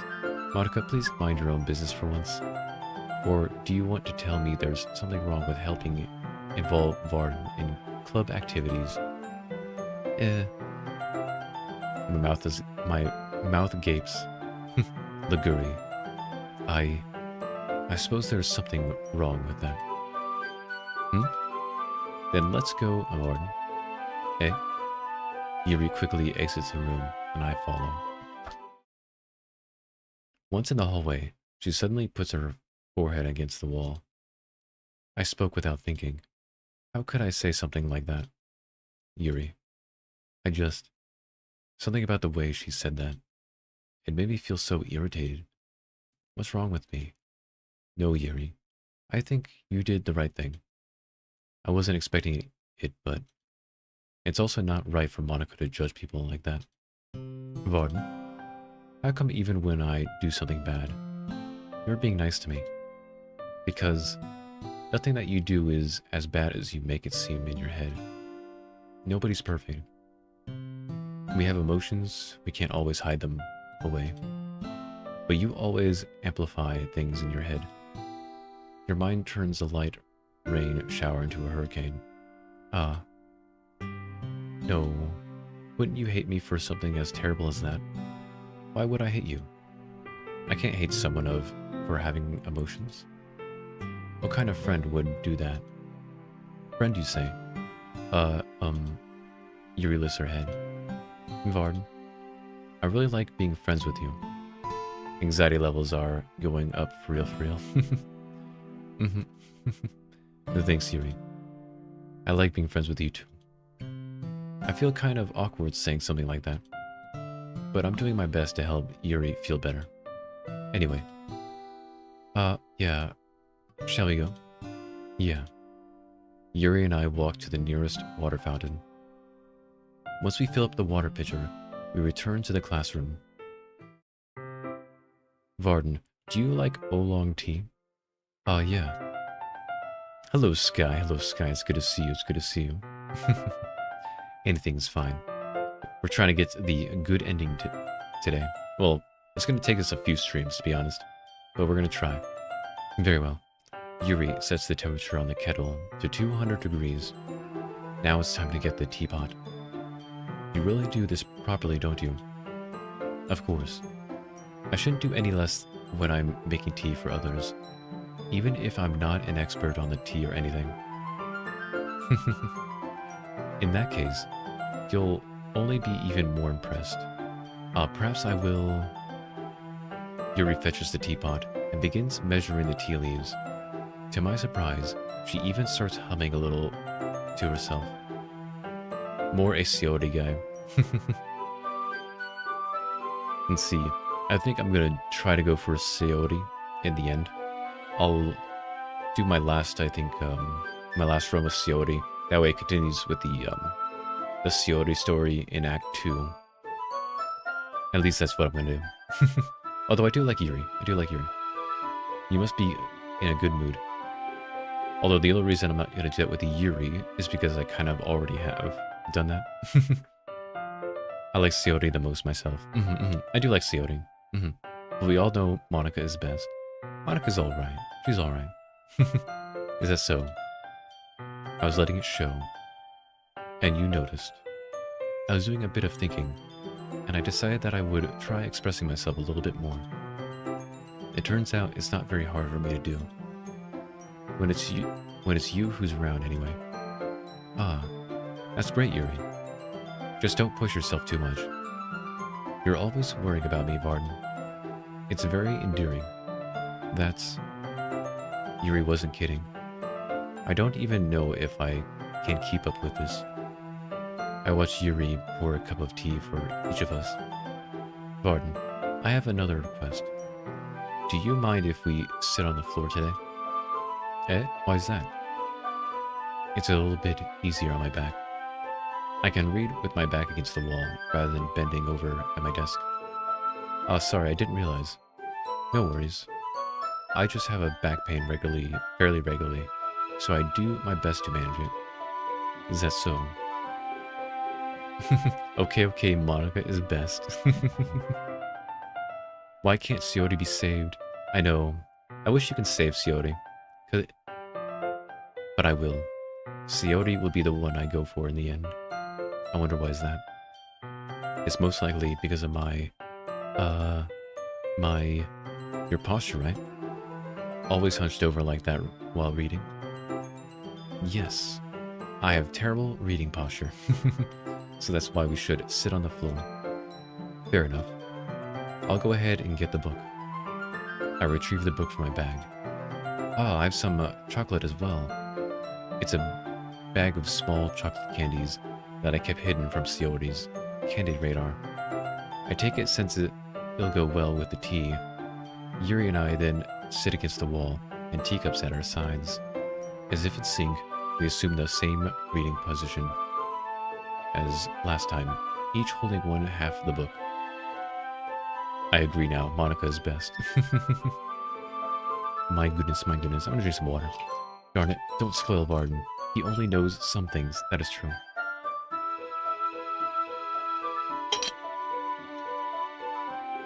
I do not know everything, but I'm going to try, because the point of this this run is I'm gonna do every single. I'm gonna go through every I guess every CG I can, as many as I can.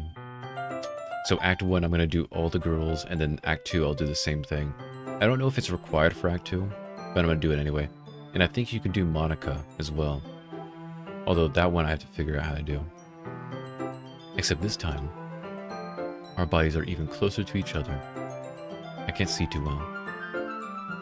Yuri slides closer until our shoulders are touching. How am I supposed to focus on reading like this? Yuri was always kind of cute, but when she's being less apprehensive, it's almost more than I can handle. She only has one CG. Yeah, she has the one. But I'm gonna try that. Your teacup. Yuri hands me my teacup. Holding it with my hand, that's not holding the book. I end up in a position that makes it even harder to focus. Or maybe not. Because now I need to worry about making sure I don't accidentally touch her chest. Rue, no, no. Meanwhile, Yuri hadn't noticed a single thing. She wears her intense reading expression, and I can only presume the world around her has faded away. I use all my willpower to focus on reading. After a few minutes, I finally manage to relax a little. I put the teacup between my legs and fumble with the chocolate wrapper. Oh, sorry. I briefly let go of the book to finish opening the wrapper. Why do you say my name so much, Monica?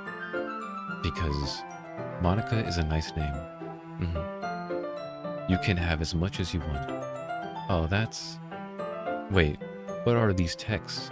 Wait, what are these texts? That's okay. I won't take any. Hey, are you sure? Well, if I touch it, then it might get smudges on the pages. Oh, you're right. I didn't even think about that. What act is this? This is Act 1. I'm planning to do all the girls in Act 1, and then I'll do the same thing for Act 2, but that'll probably be many different streams. So this one I'm doing Yuri first, because I did her first, my blind playthrough.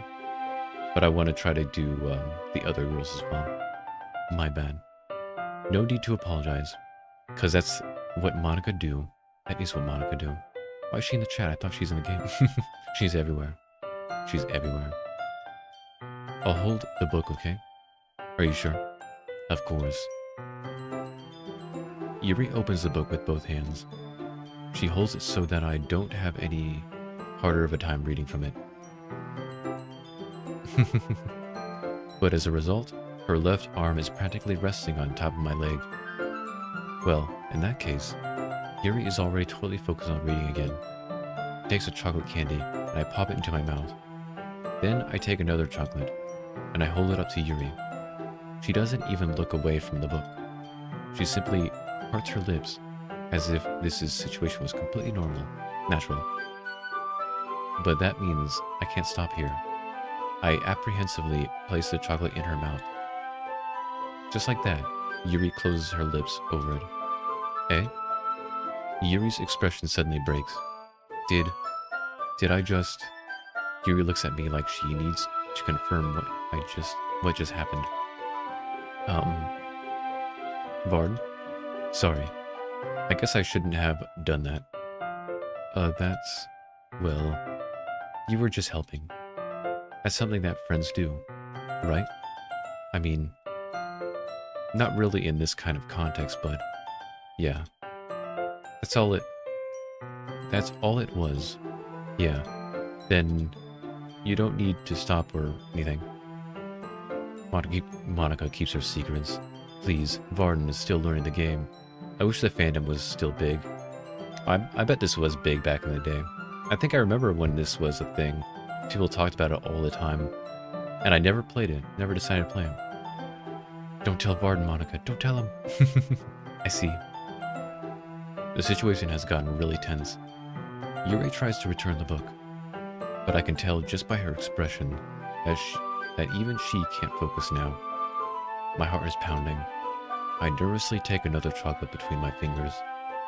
But this time, Yuri's eyes meet mine. How did it even come to this? I challenge you.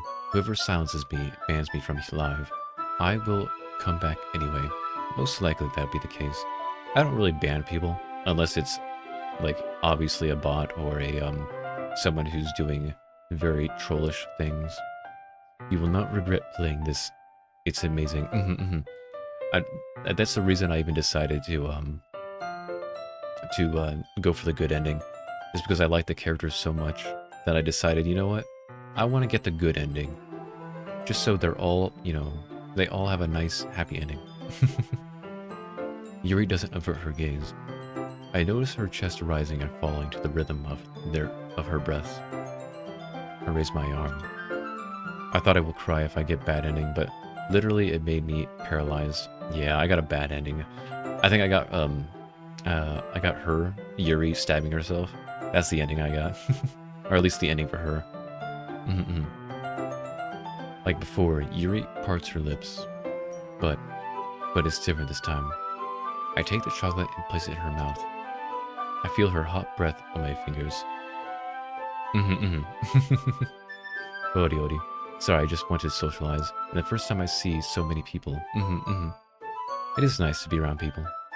I feel her hot breath on my fingers. Oh, yeah, and then it suddenly just stops like that. I remember when I first saw that scene, I was like, wait, what? Okay, everyone. Yuri jolts back. It's time to share poems. Darn it, Monica. Me and Yuri were having a moment. Varden, you can help Yuri put away the tea stuff, right? I can do that. Yeah, of course. Okay, thanks. Yeah, that's a bad ending. There are as many endings as in this game. In the end, there are still people who still play DDLC. Most people are no longer interested.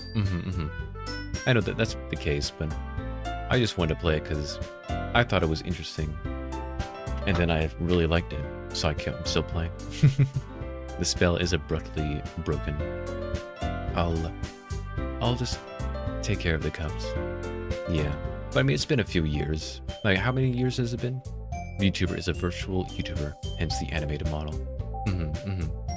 Oh, someone's asking about my model. Who's that up there? And VTuber. Oh, that's me. That's me right here. Hello. How you guys doing?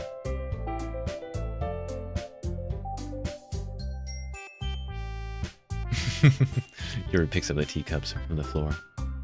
I pick up the bag of chocolates. In the end, we hastily clean up without so much as a word between us. Why are there two Monicas? There's one in the chat and one in the game. Oh, it's the same Monica. The very same. I get the feeling that something neither of us will have the courage to bring up. Monica's on her phone. Let's go talk to Monica. Hi again, Varden. How's the writing going? Alright, I guess. I'll take that. As long as it's not going bad. I'm happy that you're applying yourself. Maybe soon you'll come up with a masterpiece. I wouldn't count on that. You never know. Want to share what you wrote for today? Sure, here you go. I give you my poem to Monica. Alright. This one's good. It feels like you're not only getting more comfortable with your style, but the imagery is better than the last one I read. Just wondering, but have you been finding inspiration in Yuri's writing style? I guess so. You can't deny that she's talented. Yeah, truly. I think her poems are the most romantic. See. See, Monica's on her phone. Oh no. See, you're totally dead if you didn't write the poem. Oh my goodness. Though I can send one of my old poems to share it. Oh my goodness. What's the best way to describe it? Let's see, I never did the Monica poem in the second act, I think. Or is it third act? I think, yeah, the second act. She's like a totally different person when she picks up a pen. I do want to try the Monica poem. I noticed that too. Or when she's talking about literature. It's like a light turns on inside her. Sadly, it's hard to get much personal conversation out of her. Trust me, I've tried. Who knows what goes on in the head of hers? I hope you don't mean that in a bad way. No, of course not. I just meant that I wish she didn't keep so much to herself. But still, defending her like that, you must be pretty into her. Eh? You completely misunderstood. Calm down, I'm kidding. Besides, I'm pretty sure she's already got a boyfriend. Wait, really? Yeah, fictional one anyway. Monica kind of whispers that last part to me. It's just a hunch, but... well, there's not really anything wrong with that. Oh, well, I know. I was just saying. But anyway, you want to read my poem now? I like the way this one turned out, so I hope you do too. Alright, let's take a look. Save me. The colors, they won't stop. Bright, beautiful colors. Flashing, expanding, piercing. Red, green, blue. An endless cacophony of meaningless noise. I now understand what this means. The noise, it won't stop. Violent, grating waveforms. Squawking, screeching, piercing. Sine, cosine, tangent. Like playing a chalkboard on a turntable. Like playing a vinyl on a pizza crust. An endless poem of meaninglessness. I finally understand what this means. Load me. Load you. Save me. Ah, save and load. Save and load. I get it. And the red, green, blue, I understand that one too. Because that's pretty much, that's how these screens work. It's just red, green, blue colors everywhere. I understand. I understand. I thought they were 15. Only 10 people, but that's fine. Only 10 people? Oh my goodness. That's alright. It's even more abstract than your last one. People lurk and leave. It happens. It's not that big of a deal. Honestly, that's kind of amazing, to be honest. Considering I have very few subscribers. To have that many people actually, be here concurrently is quite amazing. So thank you all. And besides, it's alright if they lurk. I understand why they do. I lurk all the time. All I do is lurk. I never chat in streams. I guess it's just the way I write. I'm sorry if you don't like it. I do like it. No, I never said that. I got overwhelmed with the 15 people, to be honest. It's just a kind of thing I've never really seen before, I guess. I kind of like playing with my space on the paper. Choosing where and how to space your words can totally change the mood of the poem. It's almost like magic. The way I wrote the lines really short makes it feel like they're trying to speak over the noise. I see. It's still hard for me to tell what it's about, though. Sometimes asking what a poem is about isn't the right question. A poem can be as abstract as a physical expression of a feeling, or a conversation with the reader. So putting it that way, not every poem is about something. If there are too many people or I'm busy, I will lurk. Anyway, here's the Monica's writing tip of the day. Sometimes you'll find yourself facing a difficult decision. When that happens, don't forget to save your game. You never know when you might change your mind, or when something unexpected may happen. Wait, is this tip even about writing? What am I even talking about? That's my advice for today. Thanks for listening. Let's see. What was I talking? I was thinking about something. I was about to say, but I was going to finish that thing first. This slide here is genius. Let's see, what was I thinking about? Oh yeah, about the how many people, you know, are here or what. I never actually look. I have no idea. I never look at it. I always keep it minimized so I never see. Just so I don't get nervous. Natsuki. Well, I can admit that it's better than the last one. It's nice to see that you're putting in some effort. That's good. But I still don't like this at all. It's trying too hard to be serious. And what do you mean by that? I always look at my numbers because I'm egotistical. I'm the opposite. I don't like looking at my numbers because then I'll start getting all nervous and can't perform very well and, you know, can't really talk. I'll be all like, hi everybody, and basically that one. That one Natsuki word. Oh, is that what that did? I put one Natsuki word in it. Poems don't need to be all deep and sounding, express something. It's going to just sound like you're forcing it unless you really don't suck at it. Oh, I didn't realize you can do that. You can put different words of people's things and then make a... I didn't realize you can do that. I wonder if that's going to have a... that's actually going to mean something. Yeah, that's why your poem is better. Oh, I had no idea that's what caused that. Okay, that makes sense. That means there's a lot of lines. I wonder if you do one playthrough where you do each girl a single time. Will that change something? You know? If you do, yeah, just do one single playthrough, one girl for each poem. Same thing for Act 2, the best you can anyway. I wonder if you could do that. Will that change things? I don't know. Someone's probably already figured that out, but I'm unsure. Honestly, don't bother trying to write poems like this until you're on Yuri's level. Natsuki stops short all of a sudden. Don't tell me, you're not just trying to impress Yuri, are you? What are you talking about? And keep your voice down. You know Yuri would love this angsty. Just because she's a talented writer doesn't mean looks like I'm in trouble. I somehow struck a nerve, though what I did is beyond me. I am so done with you. Natsuki shoves the poem I handed her back over to me. Take your stupid poem. If you wrote it for someone else, just don't show it to me. Ouch. This is what I get for letting a youngster step into my business. Unless I was a mind reader, I was destined to be in a world of pain from the start. At least Natsuki wasn't really the girl I was trying to impress in the first place. Sayori. Oh, I like this one, Varden. It has some nice feelings in it. Oh, I'm glad. Does that mean it's better than yesterday's? Let me think. I don't know. I guess I'll like them both.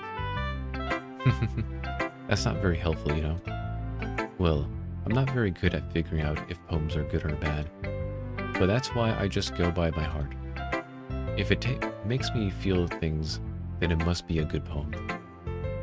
I haven't seen that route myself, if I am to speak. Yeah, I'm just wondering if that will actually be a different route, though, you know? I am wondering.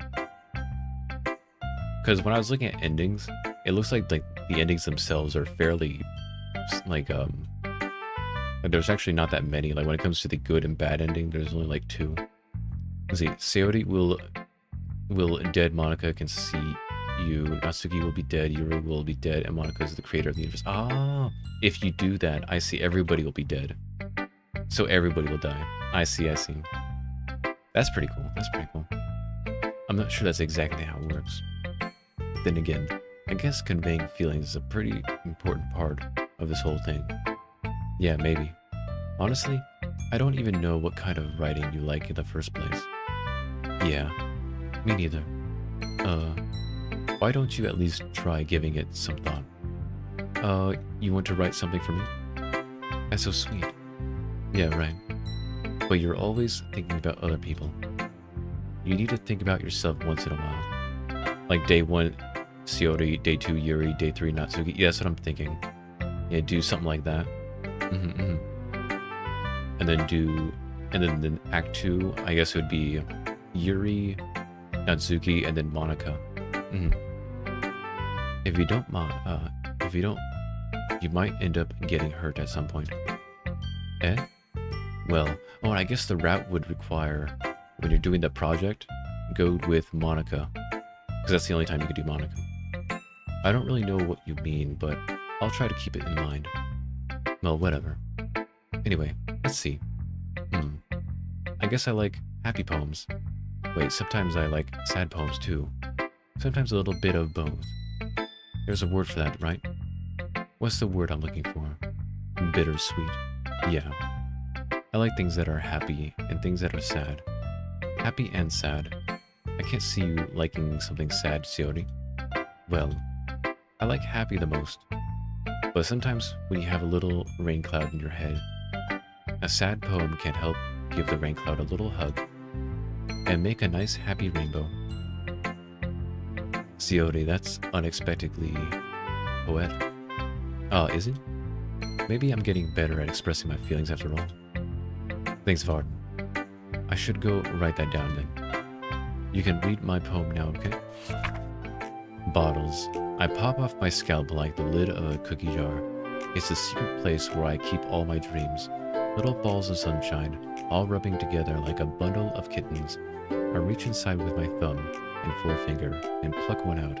It's warm and tingly, but there's no time to waste. I put in a bottle to keep it safe, and I put the bottle on the shelf with all the other bottles. Happy thoughts, happy thoughts, happy thoughts in bottles, all in a row. My collection makes a lot of friends, each bottle a starlight to make amends. Sometimes my friend feels a certain way. Down comes a bottle to save the day. Night after night, more dreams. Friend after friend, more bottles. Deeper and deeper my fingers go. Like exploring a dark cave, discovering the secrets hiding in the nooks and crannies. Digging and digging, scraping and scraping. I blow dust off my bottle caps. It doesn't feel like time elapsed. My empty shelf could use some more. My friends look through my locked front door. Finally, all done, I open up, and in come my friends. In they come, in such a hurry. Do they want my bottles that much?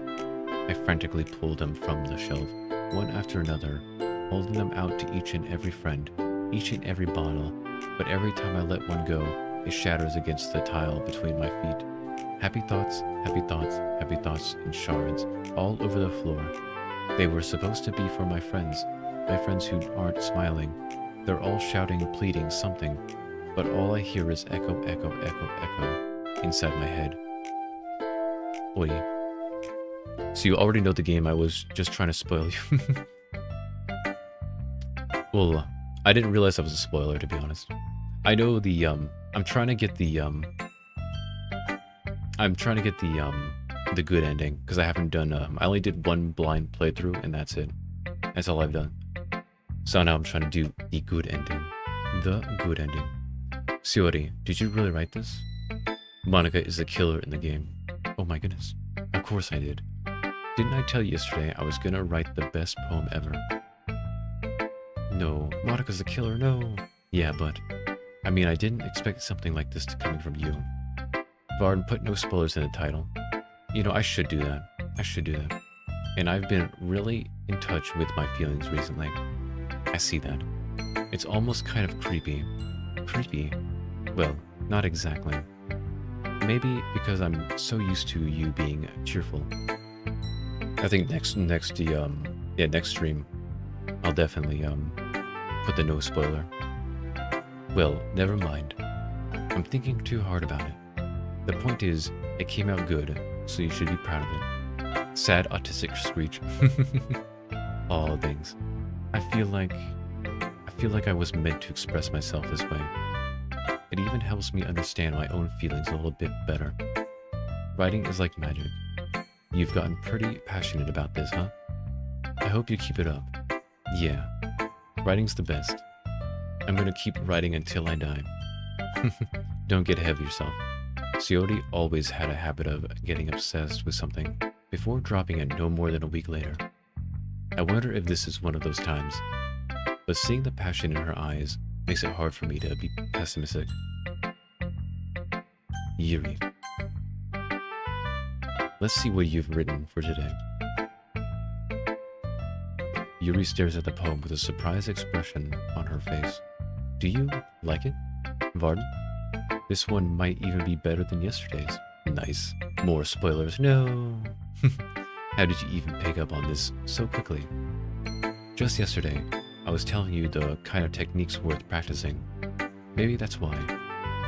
You did a good job of explaining. I really wanted to try giving it more imagery. Yuri visibly swallows. Even her hands appear sweaty. I'm not used to this. Used to what? I don't know. It's fine. Take your time. Yuri breathes and collects her thoughts. I know that Yuri likes to think before she speaks, so I offer that patience to her. Yeah, just being appreciated like this, I guess. It probably sounds really stupid. Wait, deleted? You don't have to actually delete those. And see. It's fine, it's fine. You don't actually have to delete them or anything. But seeing someone motivated by writing. Did they get banned? No, hopefully they didn't. Yeah, don't ban them. It just makes me. Want to delete all my friends? No, not just a 10-second timeout. Oh, I see, I see. Really happy. Are you saying you're never shared your writing before? Yuri nods. Oh, okay. Really, I don't believe it. I really only write for myself. And besides, people would just laugh at me. Do you really think that? Again, Yuri nods. Huh? Even your close friends. Yuri doesn't respond to that. I wonder why. Anyway, do you want to share the poem you wrote today? Yeah, I do. If it's with you. The raccoon. It happened in the dead of night while I was slicing bread for a guilty snack. My attention was caught by the scuttering of a raccoon outside my window. That was, I believe, the first time I noticed my strange tendencies as an unordinary human. I gave the raccoon a piece of my bread, my subconscious well aware of the consequences, well aware that a raccoon that is fed will always come back for more. The enticing beauty of my cutting knife was the symptom. The bread, my hungry curiosity, the raccoon, an urge. The moon increments its phase and reflects that much more light off of my cutting knife. The very same light that glistens is the eyes of my raccoon friend. I slice the bread, fresh and soft. The raccoon becomes excited, or perhaps I'm merely projecting my emotions into the newly satisfied animal. The raccoon has taken to following me. You could say that we have gotten quite used to each other. The raccoon becomes hungry more and more frequently, so my bread is always happy.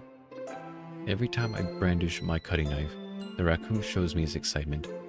A rush of blood, classic Pavlovian conditioning. I slice the bread, and I feed myself again. I see. Moo. Sky on my side. Moo.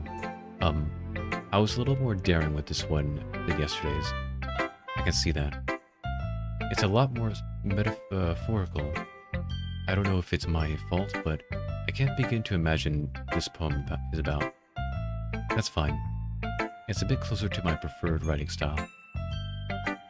Using the poem as a canvas to express my vivid imagery, and conveying emotions through them. Yeah, if I take it at face value, then I can't even figure out what it's supposed to mean. Well, I think it's something that different people can relate to in their own way. I wanted to express the way it feels for me to indulge in my more unusual hobbies. It's those sorts of things I'm usually forced to keep to myself. so I sometimes enjoy writing about them. Why do you keep them to yourself? Because they're embarrassing. And people would make fun of me. Hi, Monica. Don't you have anything like that, Varden? Well, yeah, I guess I do. I feel like everyone has a little something like that. The best we can do is respect each other and our individualities. Even if it's difficult sometimes, and some things make us uncomfortable. Why, Siori? Catnip better than Yuri? After all, if I hadn't learned to embrace my own weirdness, I should probably hate myself. I might be ranting a little bit now. First Monica, now Siori. They're all here. But I'm glad that you're a good listener. You're good at a lot of things. Writing, listening. There really aren't many people like you, Varden. That's exaggerating a little bit. It's just how I feel. I never thought I would feel so comfortable sharing my writing. But now, I almost feel like I look forward to it. It's just a really nice feeling. And you're to thank for that. It's nothing really. Yuri smiles sincerely at me. For just a moment, her timidness seems to disappear.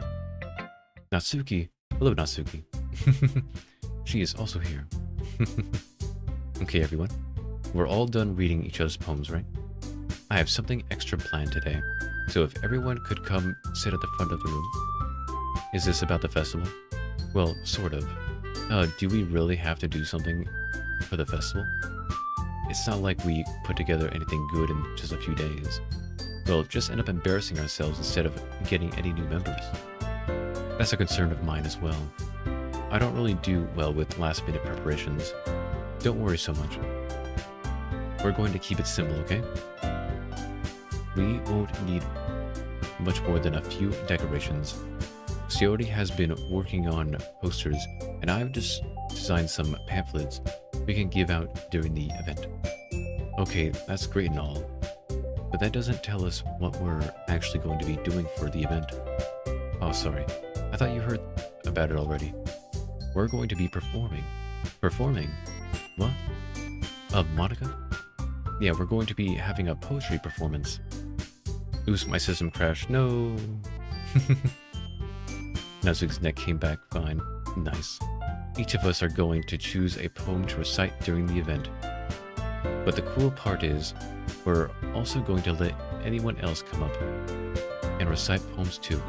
I lost my data, but I don't have an antivirus. No. Siori's putting it all on all the posters in case anyone wants to prepare ahead of time. Siori, who's been coloring a poster, pulls it up for us to see. Are you kidding me, Monica? You didn't already start putting those posters up, did you? Well, I did. Do you really think it's that bad of an idea? Well, no. It's not a bad idea. But I didn't sign up for this, you know? There is no way I'm going to be performing in front of a group of people like that. I agree with Natsuki. I could never in my life do something like that. Hori. Hello, Natsuki. Hori. Stop, I already know what happened to me. Because I do not know all these things. I haven't done all the paths yet. Let's see, imagining it. Yuri shakes her head in fear. Guys, no Siori. I understand where they're coming from. Remember that Natsuki and Yuri have never shared their poems with anyone until just a couple days ago.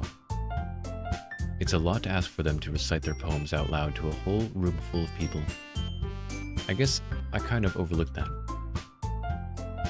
Yeah, no spoilers, so I'm sorry.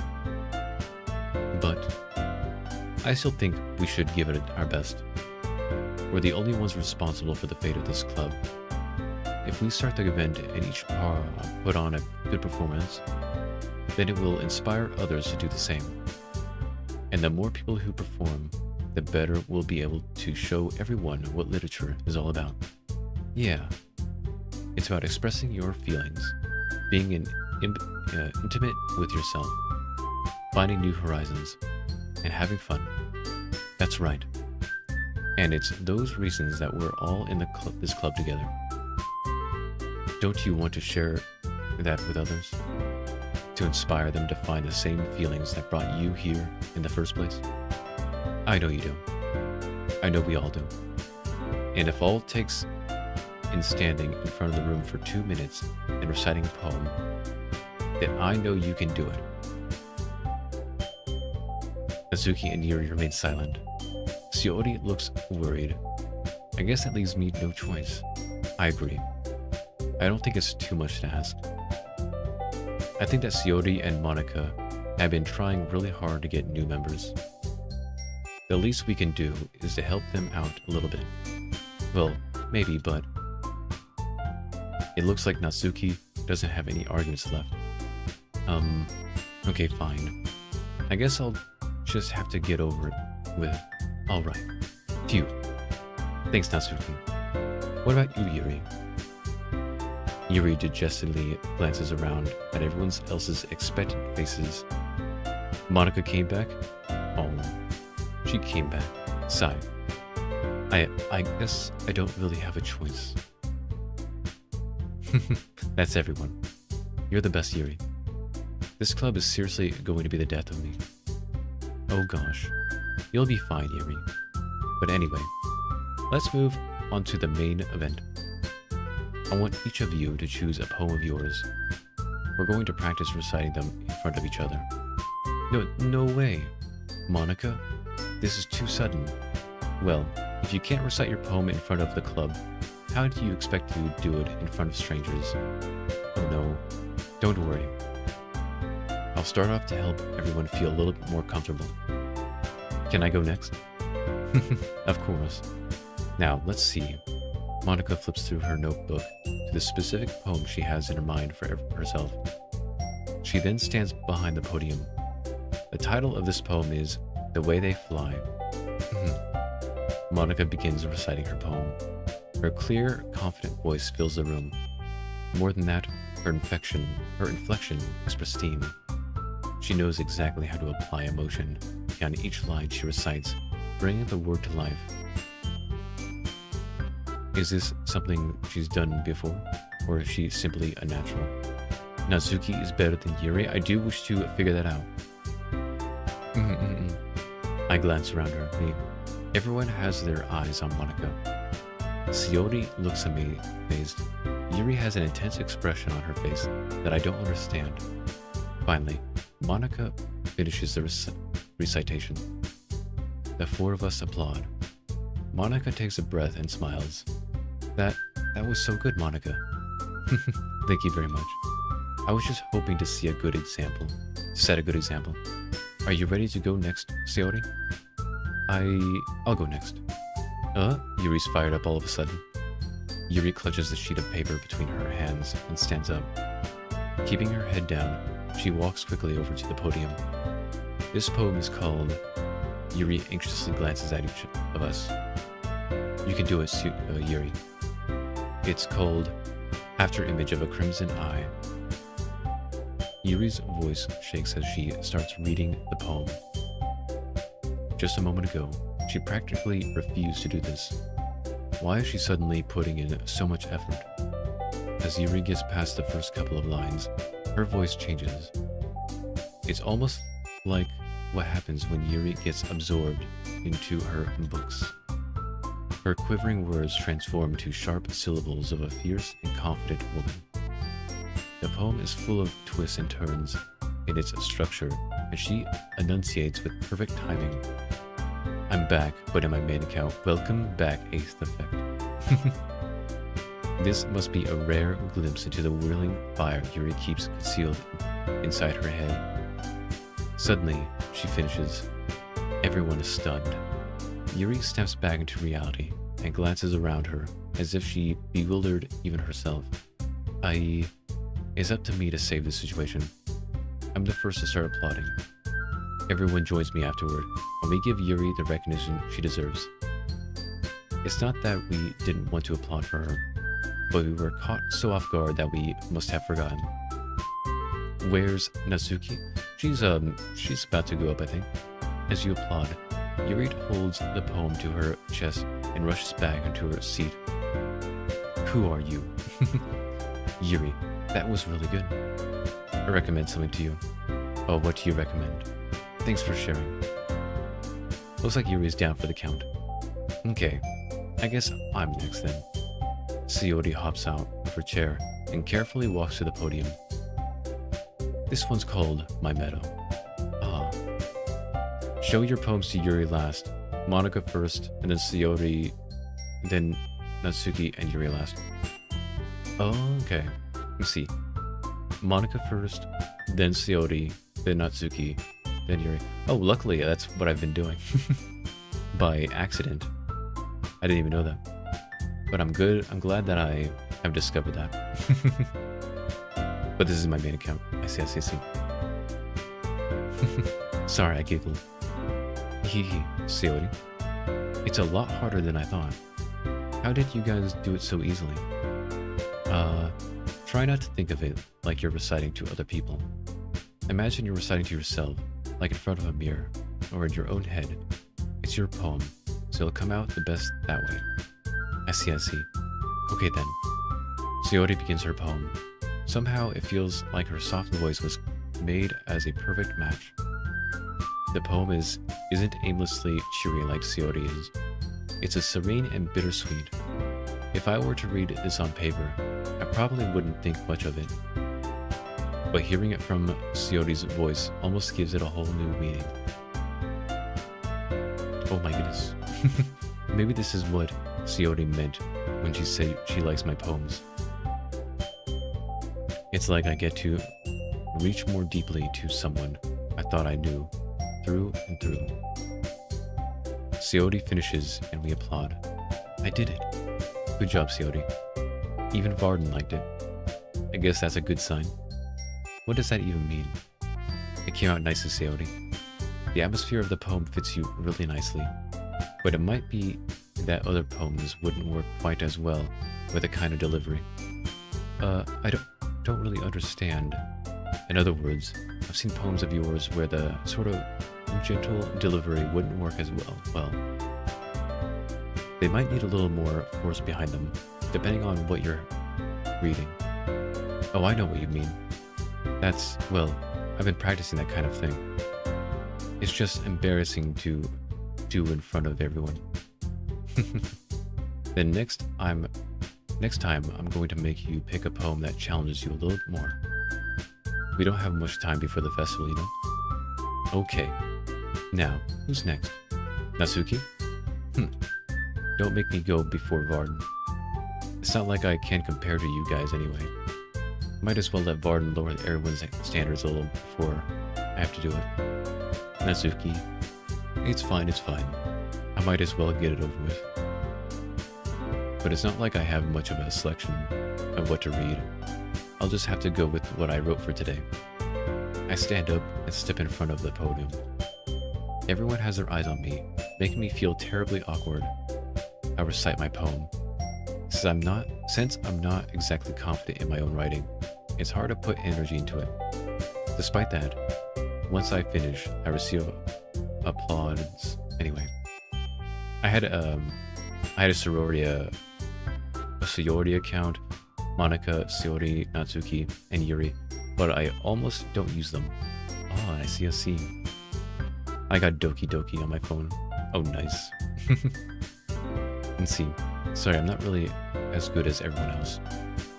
Don't worry about it so much.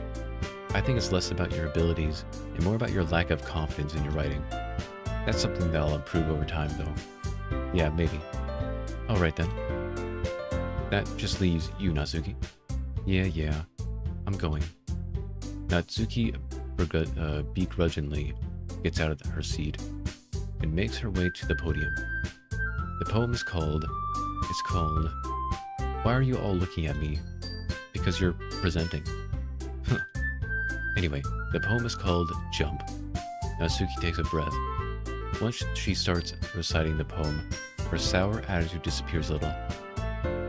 While she's still a little unenthused, her poem has a rhythm and a rhyme to it.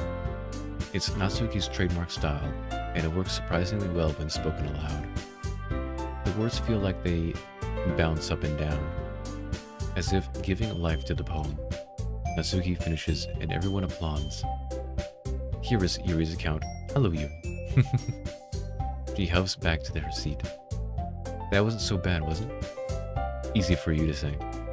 I really got that from a link, but I almost got hacked. Oh my goodness. You better not make me do that again. Ah well. Do you at least feel prepared enough to recite a poem in front of other people? I mean, doing it in front of other people will be way easier. I can put on whatever face I want for other people. But when it's just my friends, it's just embarrassing. That's a surprise, Natsuki. I think it would be the other way around for me. Well, that's just how it is, so... Well, I guess in that case, you won't have much to worry about for the festival. That said, I want to thank everyone for coming through. It might be hard, but I hope that you all have an idea of what it's like now. Make sure you pick a poem and get enough practice before the festival, okay? I'll be making pamphlets, so let me know ahead of time what you'll be reciting. Jeez. I should probably find some other poem to recite instead. That's fine too. It doesn't have to be your own. I'm already pleasantly surprised that you're putting in all this effort for the club. It makes me really happy. Oh yeah, no problem. Okay everyone. I think that's about it for today. I know the festival's coming up, but let's try to write poems for tomorrow as well. It's been working out really nicely so far, so I'd like to continue that. As for the festival, we'll finish planning tomorrow, and then we'll have a weekend to prepare. Monday's the big day. I can't wait. I can do this. I can do this. Alright. I stand up. There's no way I'll be able to find the same enthusiasm as Sayori and Monica, but I'll do my best to get through it. I just came to gossip. If it's for the sake of the club and impressing Monica, then I'll have to do my best. Ready to go, Sayori? Yep. Look at you two always going home together like that. It's kind of adorable, isn't it? Jeez, guys. Don't make such a big deal out of it. It must be a little nice, though. Well, how am I supposed to respond to that? See, may I know what this game is about? It is about... I guess it's a slice of life game, you know? It's like a, you know, it's a one of those dating, what do you call visual novels, where you make choices between which girl you want and all that, and then everybody dies. But you know, that's normal. It's okay, Varden. You don't have to say that. Whatever. Let's go already. I walk home with Sayori once more. Even though it's only been a few days, a lot of things have already changed. But today, Sayori's being a little quieter than usual on the way home. I am trying to get the best ending. Hey, Sayori. Sorry, I was spacing out. It's never mind, I don't want to spoil again. No wonder. I was thinking about something from earlier. I like how we get to... I mean, Sayori fumbles with her words. So let's just say that one day, Yuri asked to walk home with you. What would you do? What kind of question is that? You're kind of putting me on the spot here. Oh, okay. I would still walk home with Sayori. This is what I chose last time, but I think there's no real... This doesn't actually do anything. See, Varden, the one spoiler rule goes for you too. Oh my... Oh, sorry. I'm sorry. I gotta ban myself now. I'm just kidding. See, I would still walk home with Sayori. Let's see, I think you only need to do the CGs for the good ending. So this decision doesn't matter, I don't think. So I'm gonna go with the decision I will do. I'm Sengu's ashes. We don't talk about that. I would still walk home with Sayori. Sayori. You really think I would ditch you for Yuri? Eh? But, she's so beautiful and smart. Jeez, I already see her in the club every day. Besides, you always seem to really like going home together. I wouldn't just ruin that for you. You're so silly, Varden. You think about me too much sometimes. Yuri would deserve it if she wanted it, so... Siori, I've already made up my mind. I really can't figure you out sometimes. Sorry. Besides, what's the point of speculating something that's never going to happen? The conversation trails off. It's kind of weird thing for Siori to care so much about. But I want to respect her and keep her happy too. Then again, the festival is only a few days away. Who knows what will happen in that time? Bro, I think it's Minecraft. It is Minecraft. Okay. Let's go with Universe, because I'm doing Yuri's.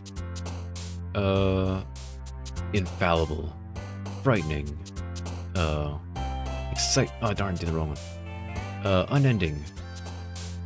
No. Pleasure.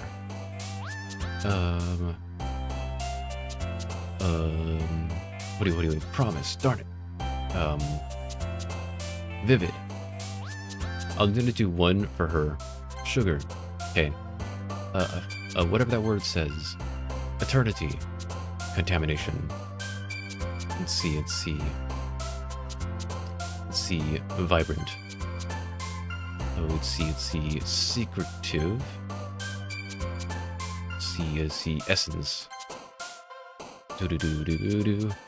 Beauty. Darn. See, I'm just an April Fool's Day character. Hello and gods. Hello and bye. Hello. Goodbye, Coyote. It was good to see you. Let's see. Massacre. Uncontrollable. Extraordinary. Darn. Analyst. There we go. Oh man. I'm the last one here again. Don't worry, I just walked in too. Were you practicing piano again? Yeah. You must have a lot of determination. Starting this club and now picking up piano. Well, maybe not determination, but I guess passion. Remember, the club wouldn't be here if it wasn't for all of you. And I'm super happy that we're all willing to help out for the festival today, too. I can't wait for the festival. It's gonna be great. Weren't you complaining about it just yesterday, Natsuki? Well, yeah. I'm not talking about our part of the festival, but it's a whole day of school where we get to play and eat all kinds of delicious food. You sound a bit like Siori all of a sudden. Monica, do you usually have fried squid? Squid? That's a pretty specific thing to look forward to. Let's see. Lamau. Oh, come on. Are you saying you don't like squid? You, of all people? I didn't say I didn't like it. I do like squid. I've had squid before. And I do like it. Besides, what do you mean by you of all people? Like and subscribe. Because it's right in your name. Mon-ika? Eh? That's not how you say my name at all. Also, that joke makes no sense in translation. Squid pretty nice. Yeah, squid is pretty good. I like it with onion. Never mind. Let's just focus on our own event for now, okay? Fine. Your reactions aren't as fun as Yuri's and Siori's anyway. Excuse me. Where is Siori anyway? Oh, there you are. Siori is sitting at a desk in the corner of the room, looking down at nothing. I chose I would walk home with Yuri and... Oh yeah. I didn't choose that. The thing is, I wouldn't abandon my friend. It's bros before other people. I walk over to her. Hey, Siori. I wave my hand in front of her face. Hey, you're spacing out again. Yeah? Sorry. Don't mind me. You can go talk to everyone else. Eh? Is everything alright? Of course. Why wouldn't it be? It just feels like you're a little off. Sorry for assuming things. Geez, you worry too much about me. I'm fine, see? Sayori shows me a big smile. Don't let me distract you from having fun with everyone. Well, alright. If you say so. I worriedly glance at Sayori before turning back towards everyone else. But the conversation has already dispersed, with everyone back at their usual activities. Maybe I should ask Monica if she's noticed anything about Sayori recently. Since they've been preparing for the festival, they must be spending a lot of time together. I timidly approach Monica, who is shuffling through some papers at her desk. Varden, what's up? Hey, this might sound a little strange, but have you noticed anything up with Sayori recently? Anything up with her? In what way do you mean? Maybe I'm reading into it a little too much, but she seems a bit downcast today. Oh, you think so? I can't say I've noticed anything about her. Monica peers across the room at Sayori, who is idly dragging a rubber eraser up and down her desk. Maybe there is something on her mind. But I'm surprised I'm not the one asking you, Varden. You certainly know her a lot better than I do. Yeah, but she's never really like this. She's always talked to me about things that bothered her. But this time, when I asked her, she was really dismissive. I need to try squid. Squid's pretty good. Sayori's better. I do like Sayori. Sorry, I know it's not your problem. I just wanted to ask if you knew anything, so I'll drop it now.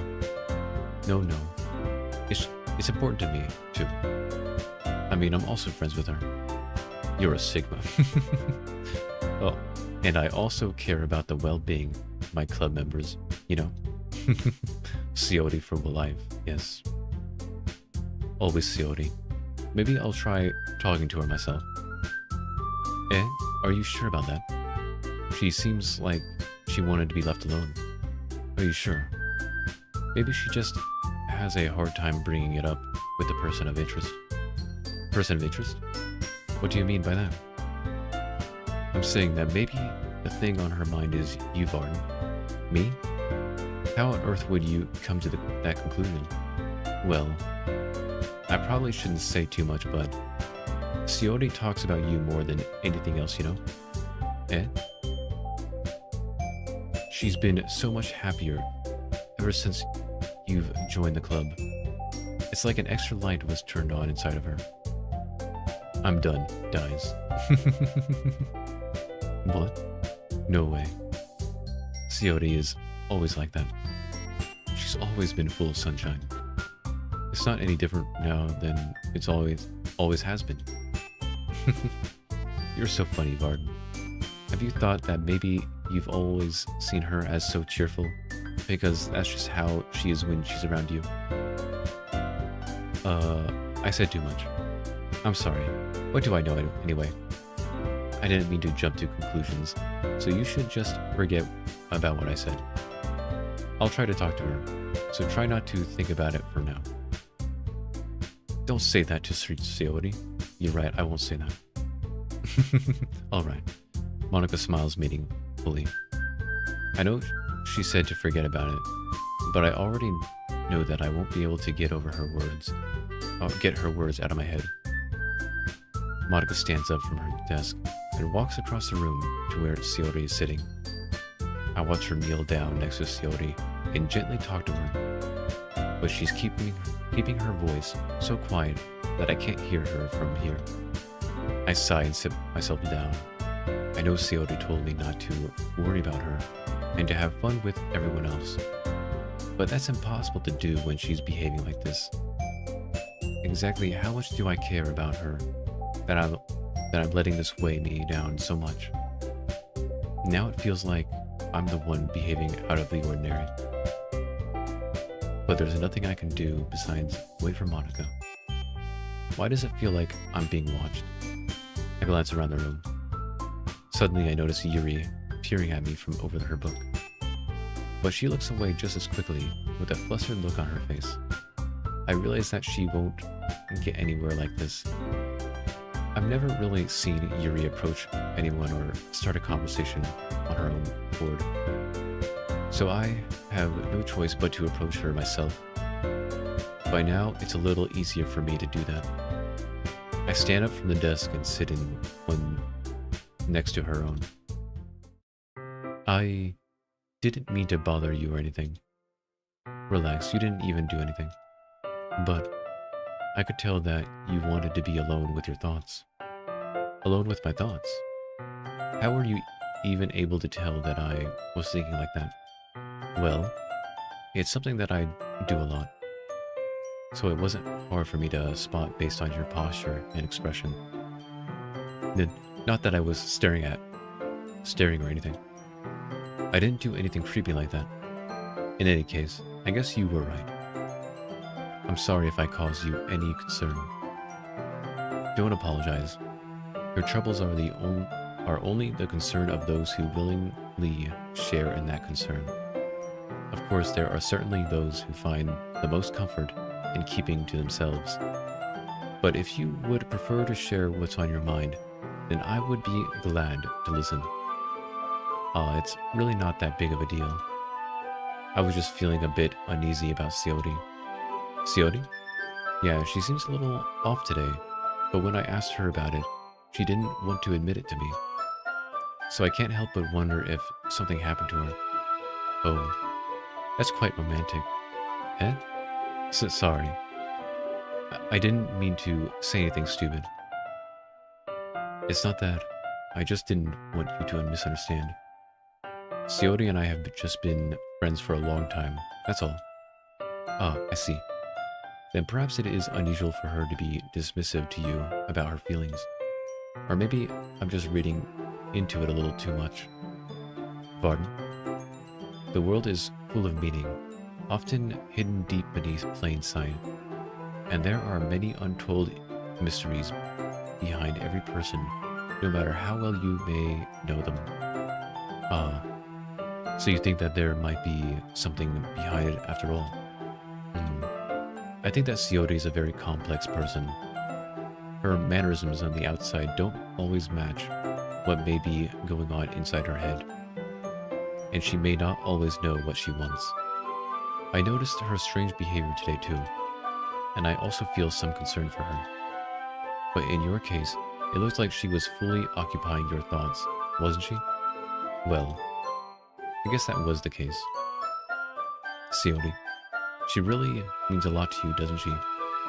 Oh, I guess. But you don't need to put it that way. We're just good friends, that's all. Yuri suddenly looks deeply into your eyes. Her expression is gentle and curious, as if she was searching for something. Embarrassed, I avert my gaze. Sometimes, a person's mysteries are untold even to themselves, and you, as someone who's honest and caring, may uncover feelings you weren't aware were in you. That is, I think that she would be a very fortunate person to have you feel that way about her. Yuri, you're giving me too much credit. I'm a pretty simple guy, so I think I'm pretty good at understanding my own feelings. I'm not nearly as sophisticated as you. That's not a compliment, is it? It is what it is. Anyway, as long as we're here, why don't we do some reading? Well, as long as you're okay with it. Yeah, I should be taking my mind off this whole thing anyway. Okay, everyone. After some time passes, Monica calls out to the classroom. Why don't we share our poems now? Before I know it, everyone is back to normal. Everyone goes to retrieve their poems, and I do the same. I make eye contact with Monica, and she smiles at me. I wonder what she was talking about with Seodi. And seals to Monica. Monica first. Hi, Varden. Have you thought about what you want to submit to perform at the festival?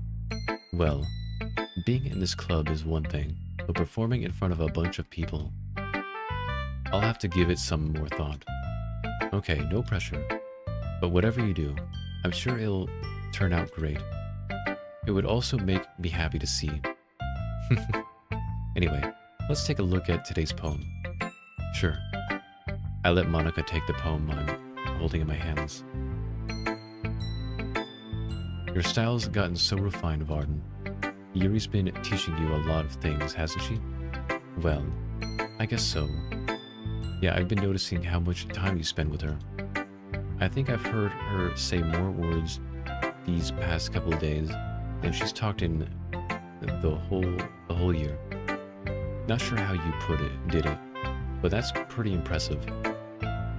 Well, she just needs some patience and a way to talk about all the things in her head, I guess. I'm still getting the hang of it myself. You're certainly putting in a lot of effort. You must really like her. That's... It's awfully suspicious, you know? Spending time with her in the club room every day. Reading that edgy novel with her. Well, I just feel bad that she has a hard time socializing. It makes me want to make sure she doesn't spend all her time alone. Besides, the novel isn't too bad either, you know? Alright. I get you. Just be careful, alright? I know that Yuri isn't used to opening herself up. So if something bad happens while she's vulnerable, then it could be really hard for her. Her books aren't a total escape from reality. They're just a bandage. You see that like I'm going to hurt her. Sorry, I didn't really mean that.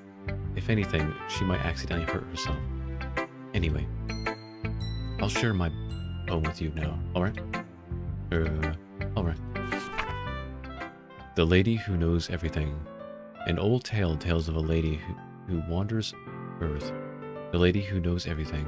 A beautiful lady who has found every answer, all meaning, all purpose, and all that was ever sought.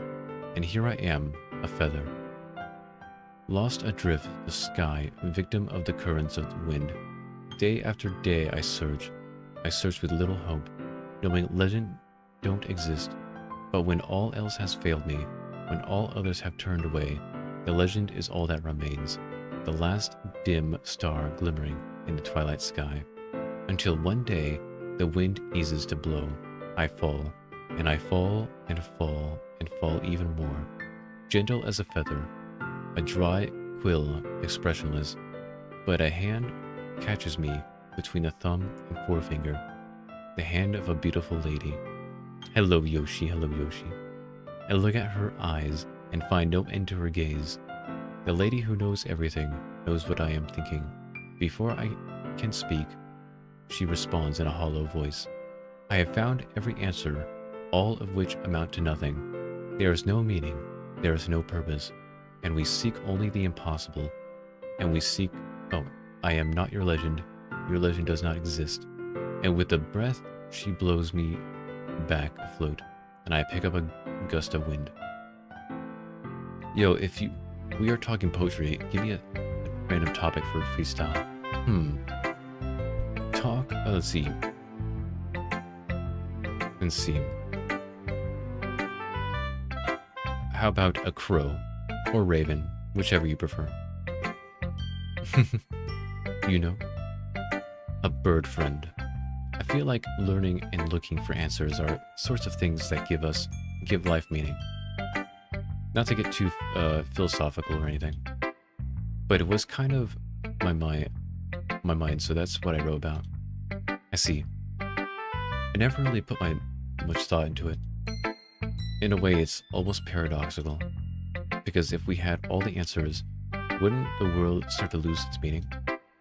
Let's do both one at a time. Nice. You know, there's one thing I noticed. It seems like everyone in the club prefers writing about things that are more sad than happy. Are you surprised? I mean, if everything was okay, we wouldn't really have anything to write about, would we?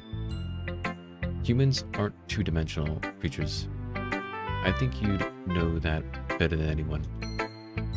You mean one-dimensional? Oh yeah, that. Anyway, here's Monica's writing tip for the day.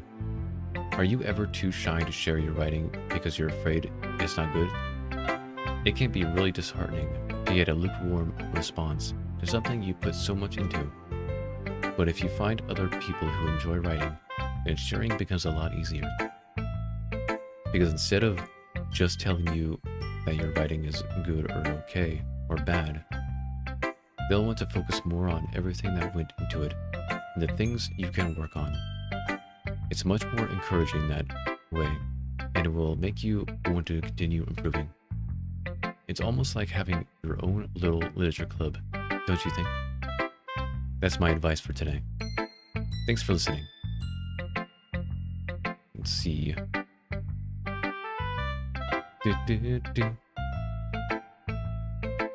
Stu... Was it Seori? I can't remember what order I usually do. Do I do Natsuki, then Seori? Or do I do Seori, then Natsuki? I think I do Natsuki. Yeah, no thanks. You didn't even... Next. Oh. Seori. It's nice, I guess. Come on, I can already tell you don't like it. Well, you don't need to worry about what I think. After all, you wrote this for someone else, didn't you? Probably Yuri. I didn't write this for anyone specifically. Maybe. That's not really what I meant, though. But it's okay. You're making new friends, just like I was hoping. That makes me really happy. And you're happy too, right? In this club? Well, of course I am. Good. That's all that matters to me. Thank you, Varden. Seori? Is there something wrong? Like and subscribe. Seem. No, nothing. I'm just a little tired today. Alright. Just tell me if you need anything. I will. Don't worry about me, okay? You can go play with everyone else now. If you insist. Yay. I'm gonna go home a little bit early today. Seori? Tell Monica I wasn't feeling well, okay? I'll see you tomorrow. No! Before I can say anything else, Seori cheerfully walks out of the classroom, humming to herself. Now Yuri. Varden, your writing has only improved in these last few days. Every poem you've shown me has been nothing short of spectacular. I can really feel the emotions. I'm a little envious even. I didn't think it ever came to me this naturally. Yuri, that's the wrong way to put it. This never did come naturally to me. But I've been able to improve so much thanks to you. You're really the example I was chasing after. Is that so? Yuri gently smiles to herself. This feeling. I'm so glad I got the chance to share my writing. I never thought it would feel like this. I remember you mentioning that yesterday. I can't believe that you're so good at something and you've never even shared it with anyone. It's kind of a shame. Maybe, but it's not like I really had a choice. What do you mean? Well, Yuri smiles sadly. Varden, during lunchtime, I eat by myself. Did you know that? It's a great time to find a quiet spot and do some reading. In fact, I always have some books with me. You could say I really enjoy reading. Well, that's one way to put it anyway. But books are so full of amazing and inspiring people. People you want to fall in love with. Or people you just know would make a really good friend. Cheerful people who always put a smile on your face. Or deep thinkers and problem solvers who discover the mysteries of life. So when you look at it that way, I'm surrounded by friends every day. You know? Let's see, what did Yoshi write? Fast like a raven, escaping the 12 in a mugshot clean shaven. Shout out to my barber. That man's place a safe haven. No one gonna shout out right there, cause we keep Madam safe. Nice. And those friends don't laugh at me. They don't tease me for spacing out all the time. They don't make fun of my body type. Who would make fun of your body type? And they don't hate me for acting like a know-it-all. People say that about you. I'm not a know-it-all, Varden. It's the opposite. I don't know anything. I don't know how to talk to people. She got that. She got those assets. The like and subscribe comment made me laugh. I don't know how to make people see me as normal. I don't even know how to make myself happy. I have all these feelings, and all I can do with them is read and write.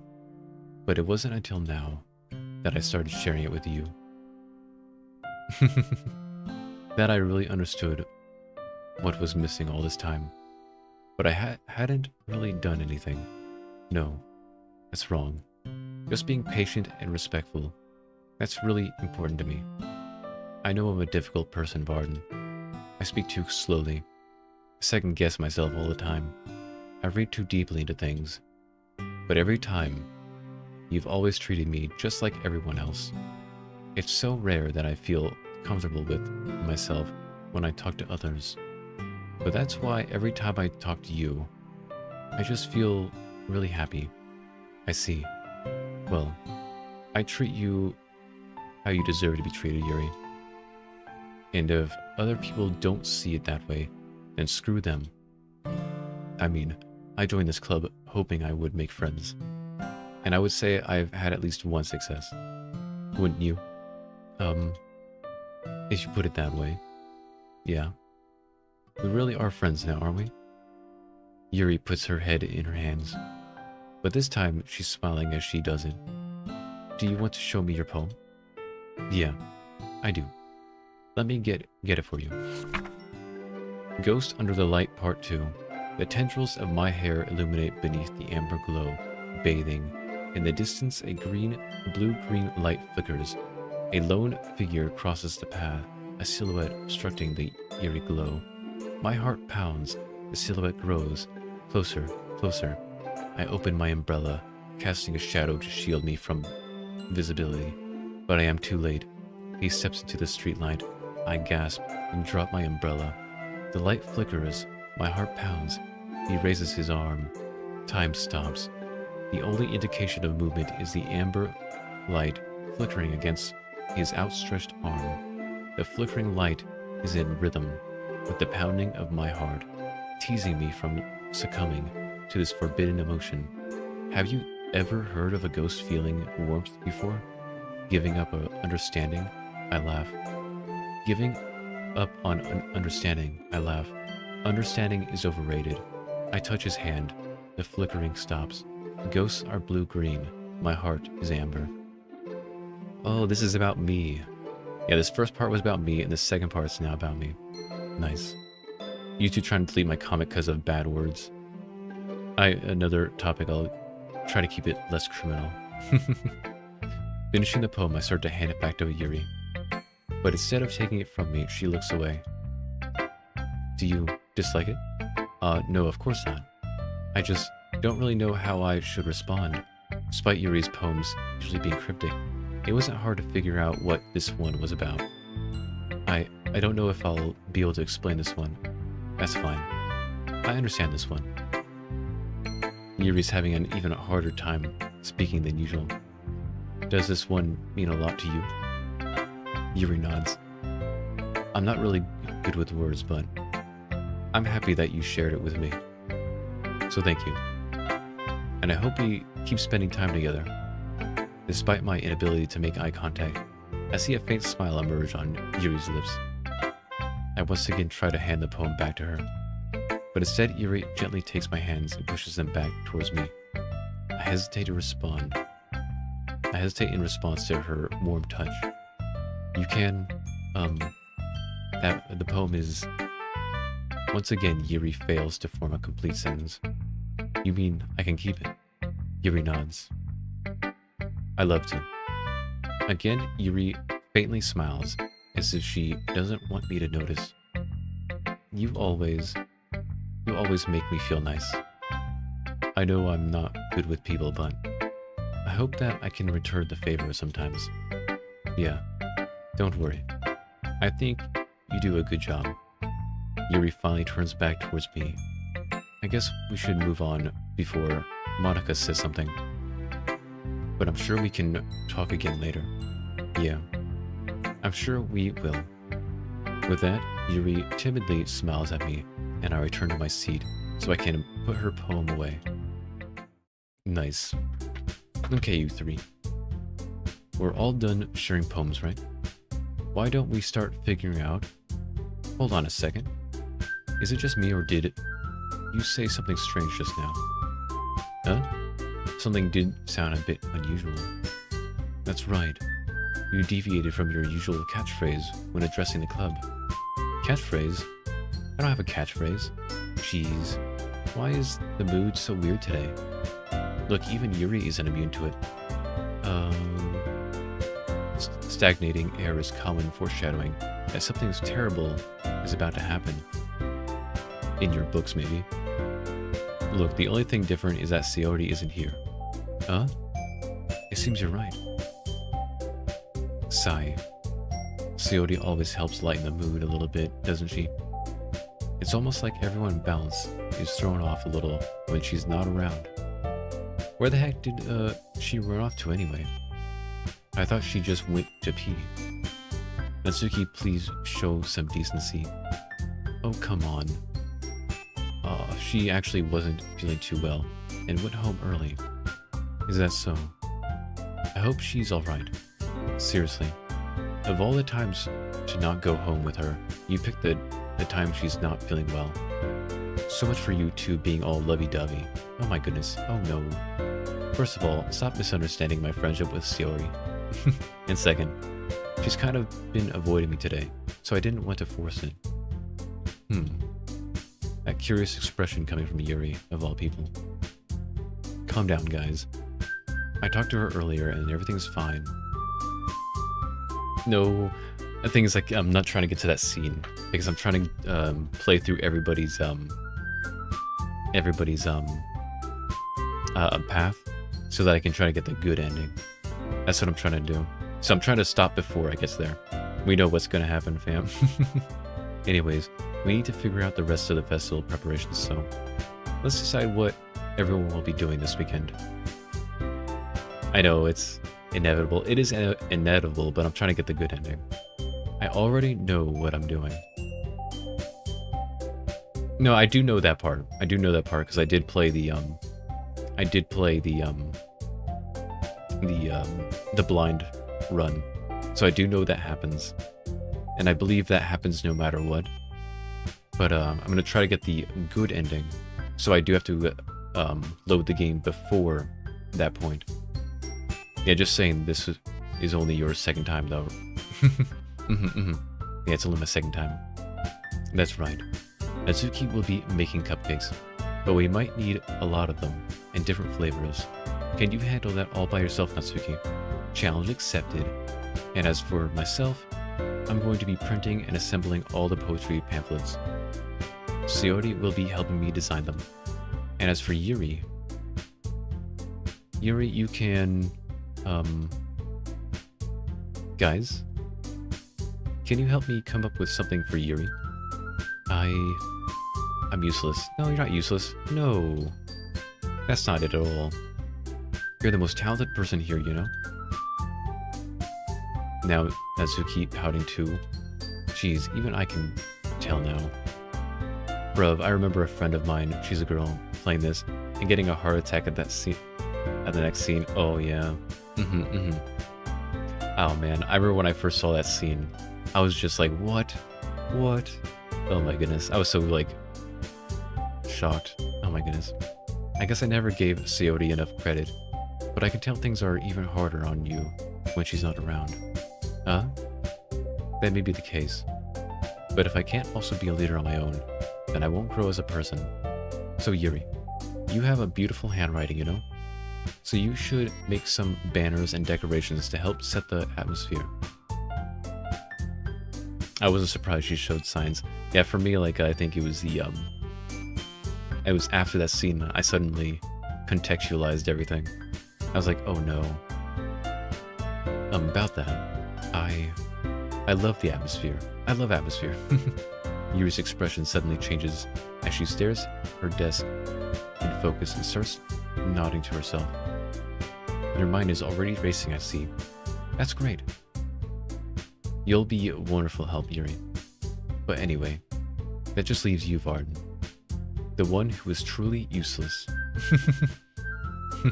Don't say that.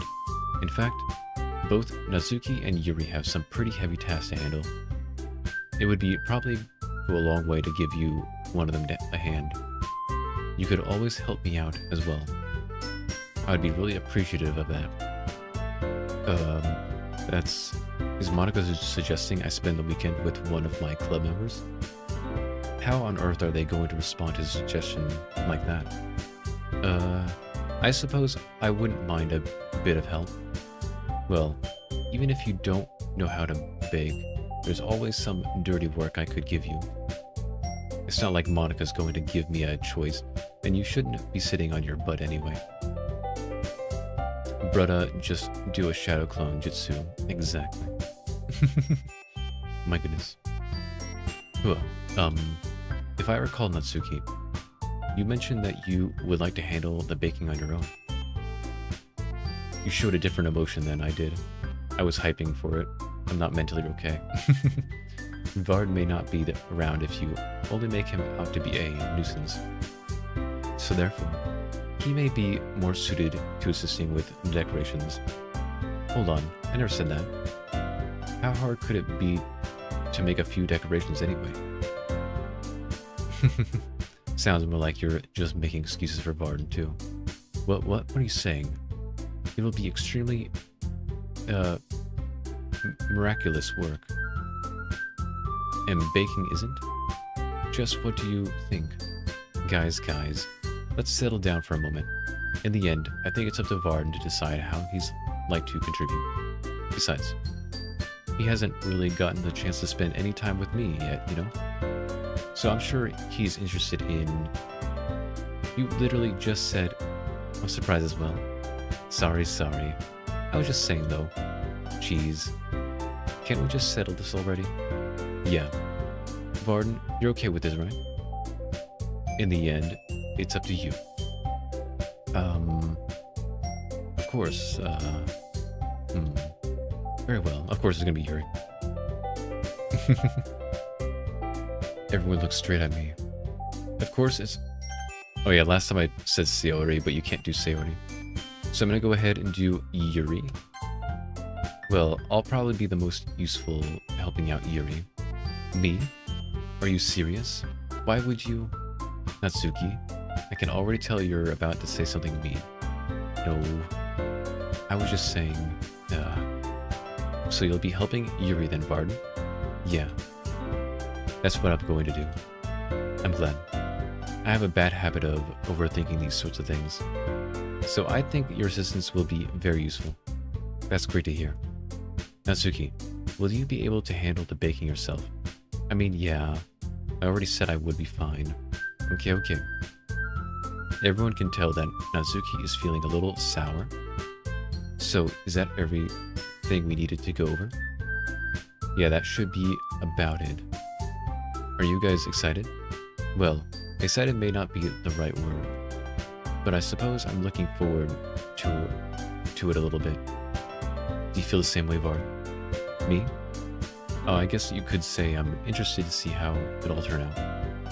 Does Monica give off Damimai energy to y'all as well? Or am I mentally ill? I don't really feel that kind of energy. More like older sister, you know? That's good enough for me. What about you, Natsuki? Natsuki? What? Why is everyone yelling at me? I didn't even do anything. No.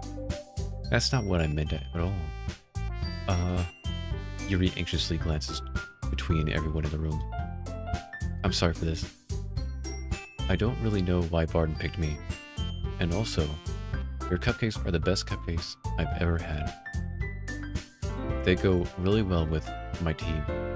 And nothing that I do for the event will compare to that, so I get it. I'm kind of surprised though. Why? Well, I'm the one acting immature, and I already know that. But you're trying to cheer me up all of a sudden. I know I'm not very good at it. I'm sorry if I said something bad. Nazuki isn't the only one surprised. Monica and I are also taken aback by Yuri's words. When she already has trouble with words, trying to cheer someone up might be far out of her own comfort zone. Now, no way, man said older sister, that's good enough for me. Oh, I was reading the line. The line said, good enough for me. But I begin to understand. I guess I didn't really pause when I said that line. I was like, oh yeah, she has older sister energy, and then the line was, good enough for me. Oh. Yuri was trying to sound like Seori.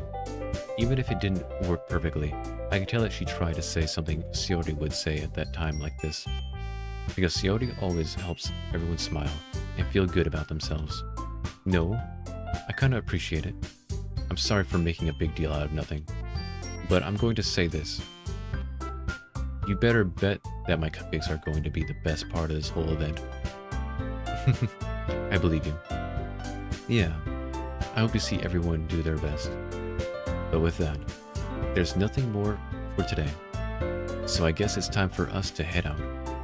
Alright, let's get out of here then. Everyone packs up their things. I start to follow Monica and Natsuki out the door as they chat between each other. Eh? I turn around. Sorry. I realize that I don't have any way of contacting you this weekend. Oh, you're right. I can't believe that slipped my mind. Should I give you my phone number? I think that would be the best way, yes? Alright then. Yuri and I exchange phone numbers. Okay. Then I'll be stopping by your house on Sunday. Eh? My house? Is that a problem? No, not at all. I just thought that I would be the one going to your house since I'm the one helping you. Oh, I suppose that makes sense. But if you don't mind, I think I would prefer going to your house. Alright. In that case, it won't be a problem. I decide not to press Yuri for a reason. It's not like it should matter much either way, so I'll just need to make sure my room is clean. I hope I manage to make myself useful in some way. Another topic? Another topic. How about this? I will give you the topic of pizza. Do one about pizza. I'm not nearly as creative as you are. Don't underestimate yourself, Varden. I think that will make a very productive team. Hello, hello, hello. It's good to see you, Peach. Even if you only choose me because you felt bad or something. Wait, you don't actually think that, do you? I don't know. It's difficult to come up with any other reason you may have chosen me. You're forgetting the one reason with the most common sense. I chose to help you because that's what I want to do. But Yuri thinks to herself with an extremely tense expression. Yuri, you're overthinking this. You wanted me to point out when you're overthinking, right? Yeah? I didn't realize. I'm telling you, I want to. That's all there is to it. Do you believe me? Yuri thinks really hard again. She looks straight into my eyes for a long while. I believe you. As if it took her tremendous effort, Yuri finally says that and relaxes her expression. And I'm really looking forward to Sunday. Yeah, I am too. After that exchange, I make my way out the door and follow Yuri. And Yuri falls. I can't believe this. Yuri is going to be coming to my house on Sunday. My anxiety shoots through the roof. Even though I've gotten pretty used to handling her at this point, there's no telling what might end up happening when we're outside of school. More than that, she told me that she was looking forward to it. Is this the chance I have to make something happen between us? Or is it too early for that? Only time will tell. But till then, I won't be able to take my mind off it. I seriously can't wait. Do. It's already Sunday. I've been getting increasingly anxious about Yuri's upcoming visit. I keep telling myself there's no reason to be nervous, but it doesn't help much. Yuri is clearly an introvert and also an intimate person in general. There's no doubt that she'll open up a little bit when it's just the two of us. Meanwhile, we've even been texting occasionally. She was extremely apprehensive at first, but it wasn't long before I was already learning more about her. But putting Yuri aside, I haven't heard a thing from Shiori since she left club early the other day.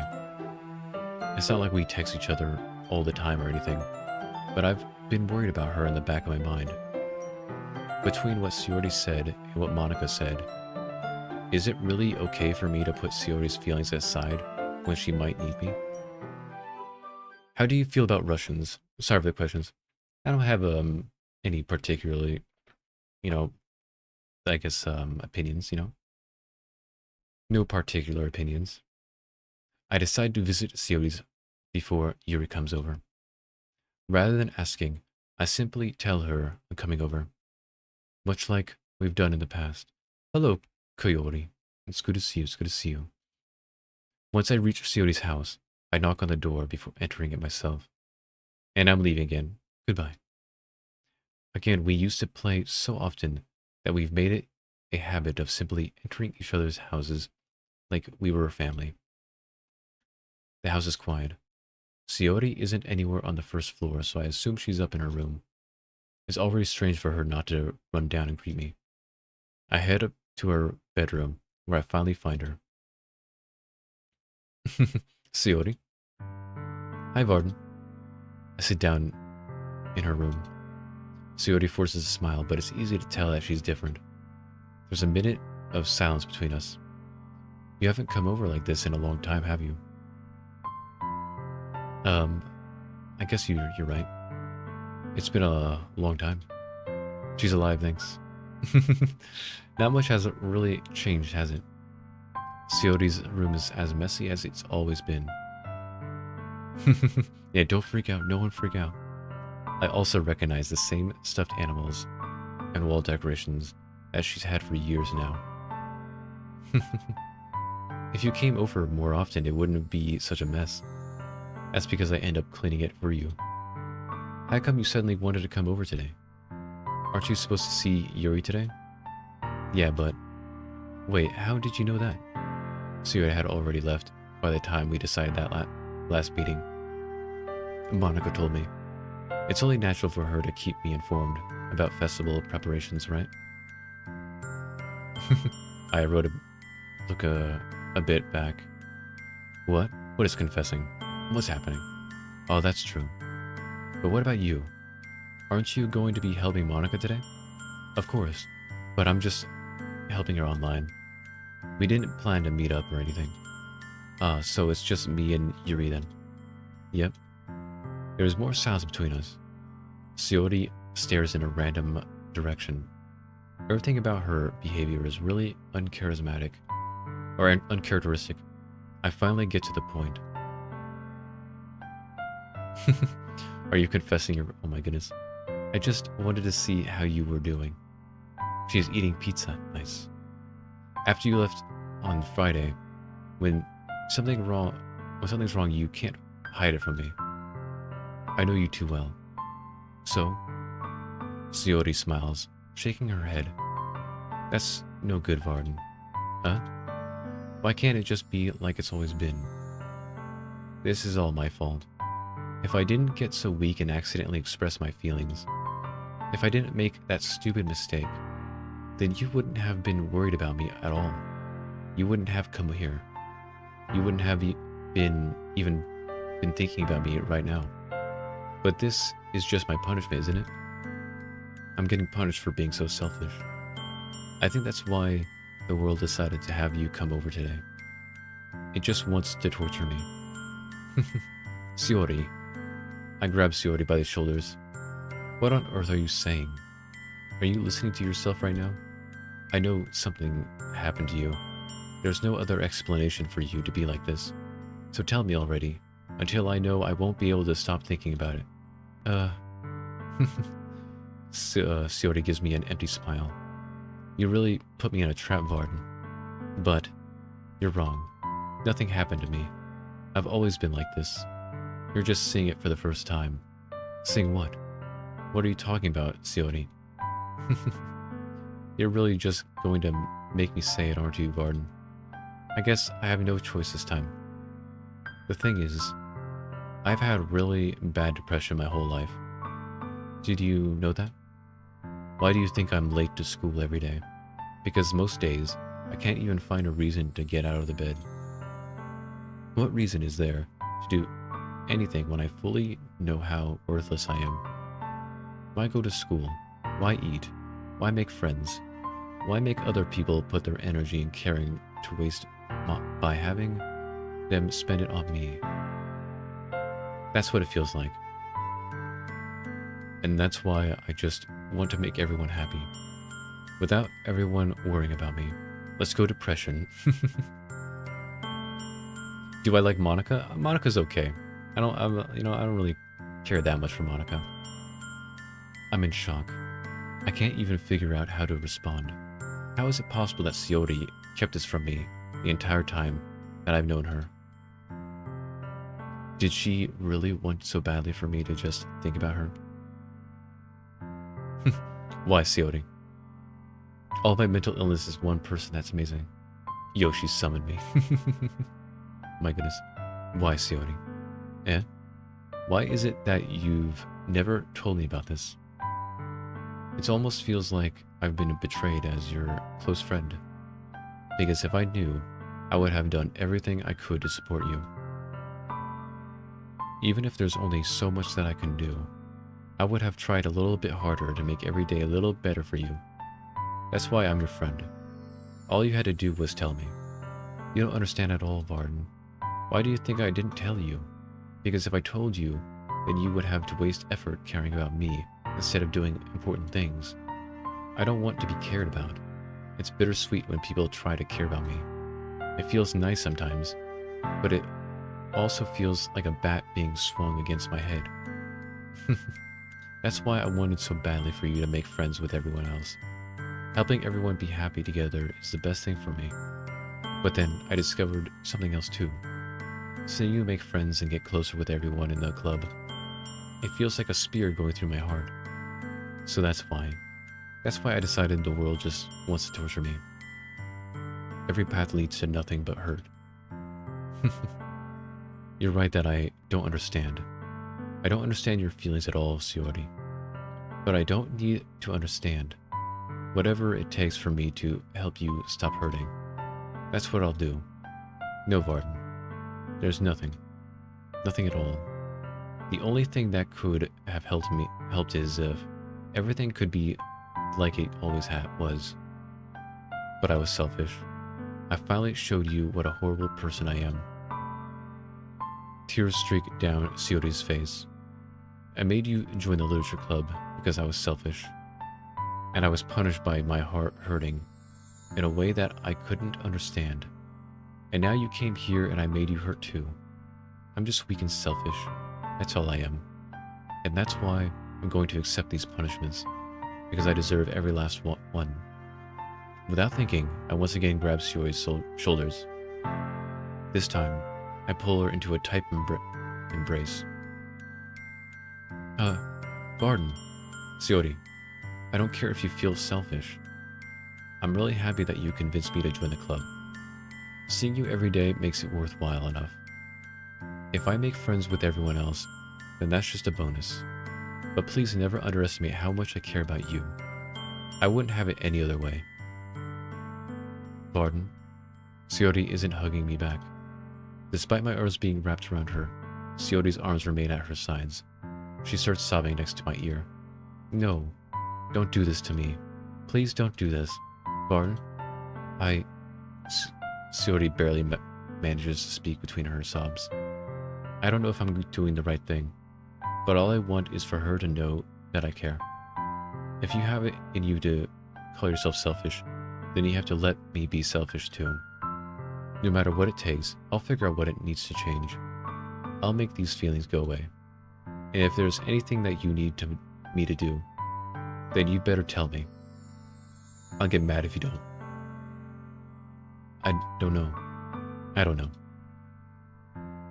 I don't know. Gently, Sayori finally puts her arms around me in return. I don't know anything. It's all really scary. I don't understand any of my feelings, Varden.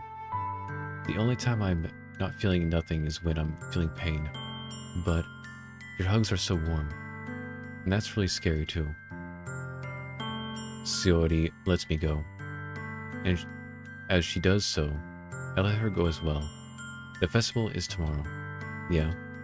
It's going to be a fun, right? Yeah. How would you like for me to spend it all with you? It's what I want. I promise. I think that would be nice then. Yeah? Sayori wipes her eyes. If I could spend the whole day here, I would. Of all days, this has to be the one where I have other plans. Maybe I should cancel. No, don't. Please don't. If you did that, then I really wouldn't forgive you. But it's almost time for Yuri to meet me at my house. Oh my goodness. Hey, I'm serious. It'd be nice to in this chat. My goodness, my goodness. Oh, Woody. At the very least, do you want to come along and help out? It would be fun. To my surprise, Sayori shakes her head. I'm sorry. I don't know if that would be very good for me today. You understand, right? I'm afraid that Sayori will... No, don't. She's fine. She's perfect. It's kind of hard for me to fully understand.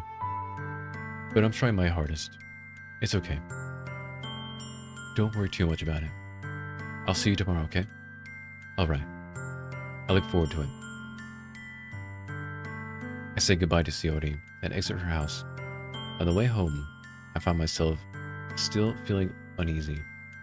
But it's hard for me to keep thinking about it when Yuri is about to come over too. I think Sayori is right. I shouldn't be worrying too much. And we're definitely going to have a great time tomorrow. I should just focus on what's ahead of me. Dude, as I approach my house, I see something that makes me feel a moment of panic. Yuri? Thank goodness. You're a little early. I'm sorry, I wasn't home yet. Were you waiting for a long time? No, I just got here. But I started to get really nervous when nobody answered the doorbell. Save her, please. I'm gonna try. Yeah, I'm gonna try. I'm gonna try to save her. That's why I'm going for the good ending. Woody. You always could have texted me. Oh yes, YouTube does block things because of curses. If I had known, I would have reassured you and hurried more on my way home. I'm going to watch other videos in which Yuri disappears. No. Oh, I suppose that's true. I didn't think of that for some reason. It should be common sense to do that, but I decided to ignore it. Anyway, let's go inside. I see you brought a lot of stuff with you.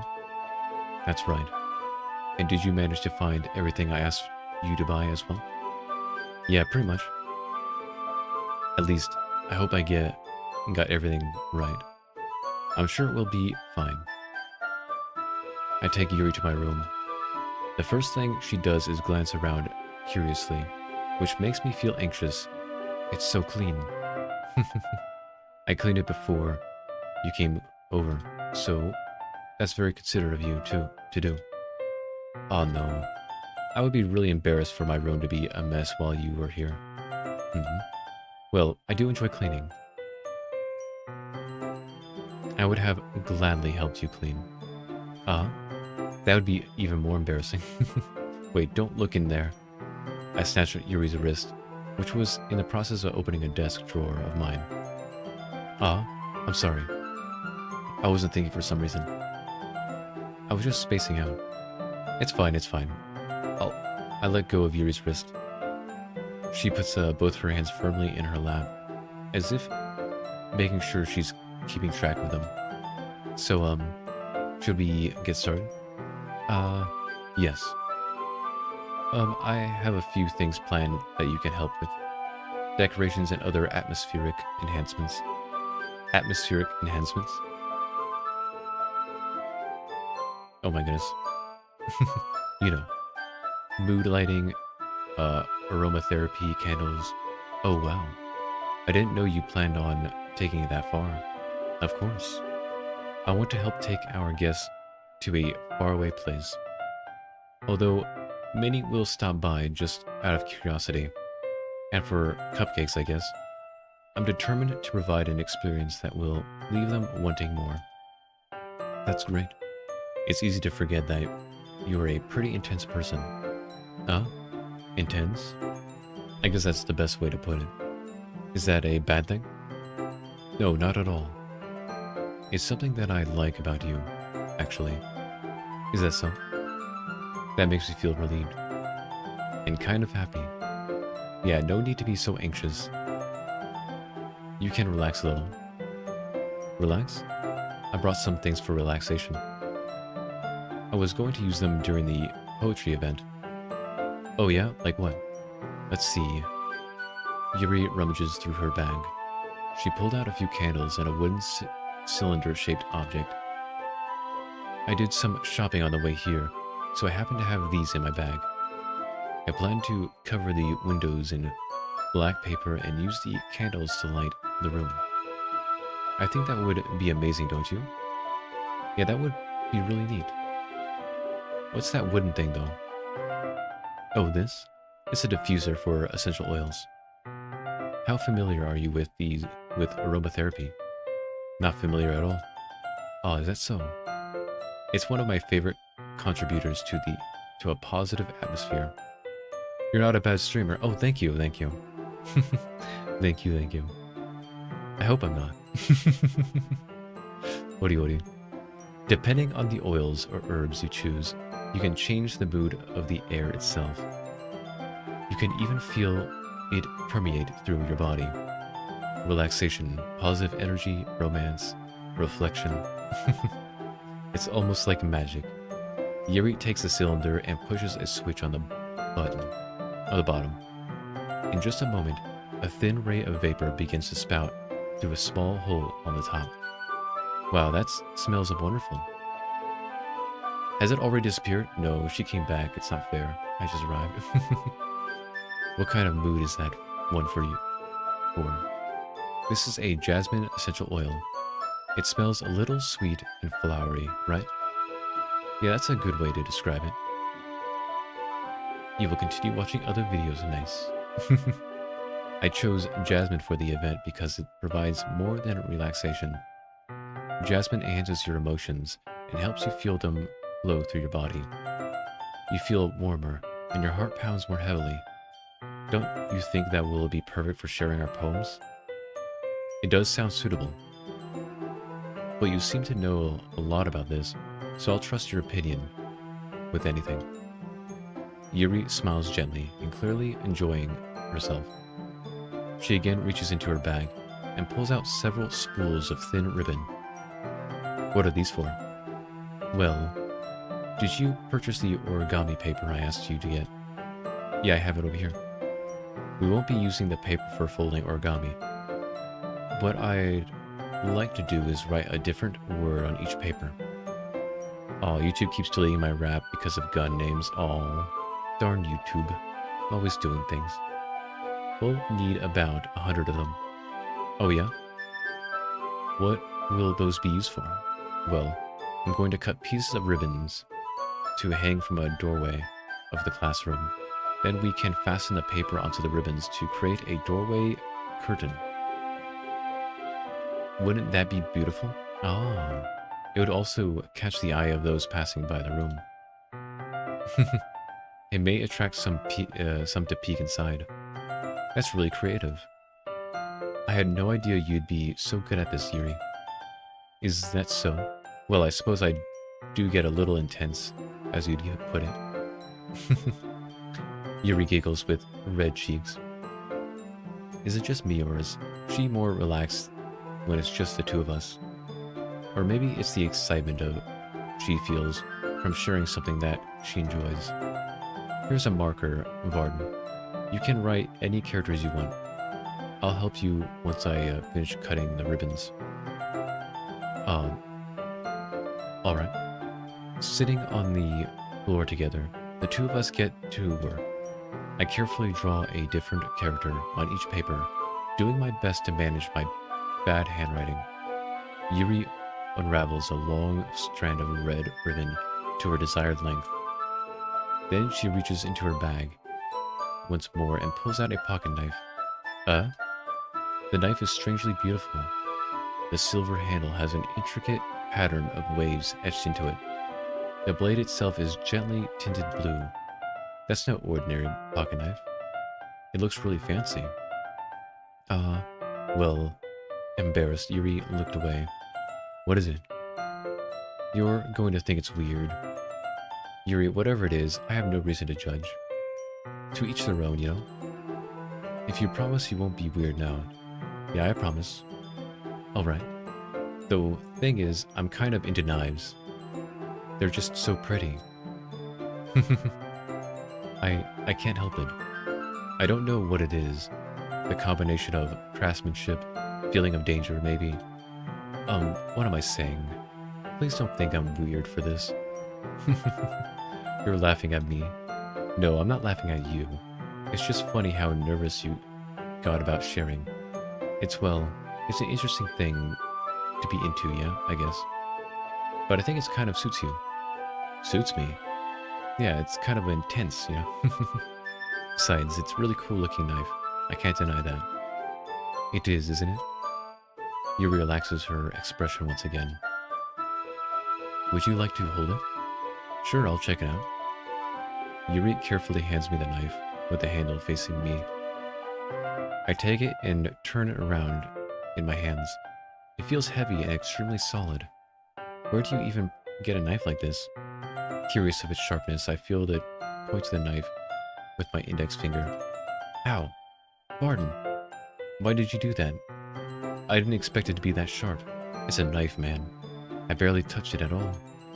Also, the original ones, instead of pistol, it was Glock 19, 9mm. Instead of automatics, it was M16 Glock. Ah, I see. Nice. It's my fault. I should have warned you. This knife is extremely sharp. It can cut through skin like it's paper. Oh no. A small drop of blood trickles down the side of my finger. Yuri takes my hand and gives the wound a closer look. She stares at it and noticeably fidgets. If you're squeamish, I'll go wash it off now. Without warning, Yuri puts my finger in her mouth and licks the wound. Hell yeah. I feel her tongue curl around my finger. Startled, I instinctively pull my hand back. Oh, please forgive me. I wasn't thinking. Yuri lowers her head, her face burning up. Yuri, that's the most embarrassing thing I've ever done. How could I do something like that? I'm sorry. I'm sure it was a little weird, and it took me by surprise, but I guess she was just trying to help, right? Yuri, I think you're overreacting, though. Huh? She doesn't lift her head. What if she doesn't recover from this for the rest of the afternoon? Alright, you know what? This might be a stupid thing to do, but I do it anyway. I take Yuri's hand and lick her index finger in return. Varden, did you really just do that? Now we're even. See, I'm sorry, I can hardly understand English, but I like it. Oh, nice. Thank you. Yuri just looks at me like I did something wrong. Which language do you speak? Persic. I knew that would be a bad idea.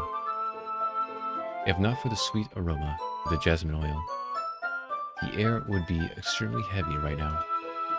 Yuri is cool. I do like Yuri. You're so weird, Varden.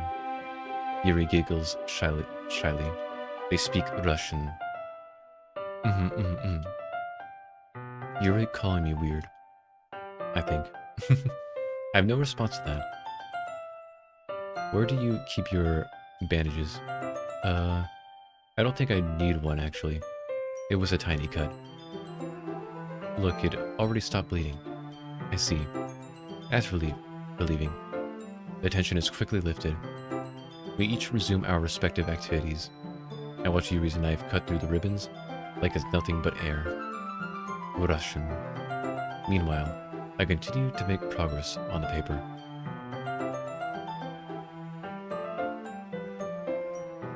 Ah, Pete, I see. After we finish attaching the paper to the ribbons, we lay them all out side by side. It looks better than I expected and will be very effective as a door curtain. It looks great. Good thinking coming up with this, Yuri. Aw, thanks. It's just something I saw online, really. Are you ready to move on to the next task? Yeah, let's do it. What do you have in mind? I'd like to create a banner. That's why I asked you to buy the paint tablets. Oh, that's right. One of the items Yuri had asked me to buy was a kit of watercolor paint tablets.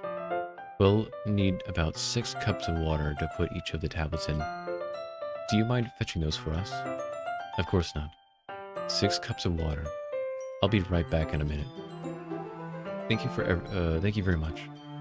Oh, and just a little bit of water is okay. If you fill the cups too much, it will be too diluted. Taking Yuri's advice, I decide to use small plastic bathroom cups rather than full-size glasses. I put them on a plate to catch any paint that drips and bring it back into the room. Yuri? Yes? I come in to see Yuri quickly unrolling her sleeve, pulling it back over her arm. Ah, nothing. Your face is a little red. Is it too hot in here or anything? No, not at all. There's nothing wrong, so let's mix the paint. Yuri hurriedly dismisses me and takes it upon herself to unwrap the tablets, dropping them into the cups. So, I thought we would do something simple that would look very nice. I like to paint a gradient across the banner, starting with the colors of for a sunshine, then daytime, then sunset, and nighttime. Once it dries, I'll write an inspirational quote across the banner. We can hang it on the wall behind the podium at the front of the classroom. Ah, neat. What are you going to do? Right. Well, it will be more fun to surprise you. Yuri smiles at me. If you say so. After rolling out the banner, Yuri and I kneel on opposite sides so we don't get in the way of each other. Yuri uses a brush and adds a few dots of different colors across the banner. Oh, whoops. This kind of reminds me of elementary school.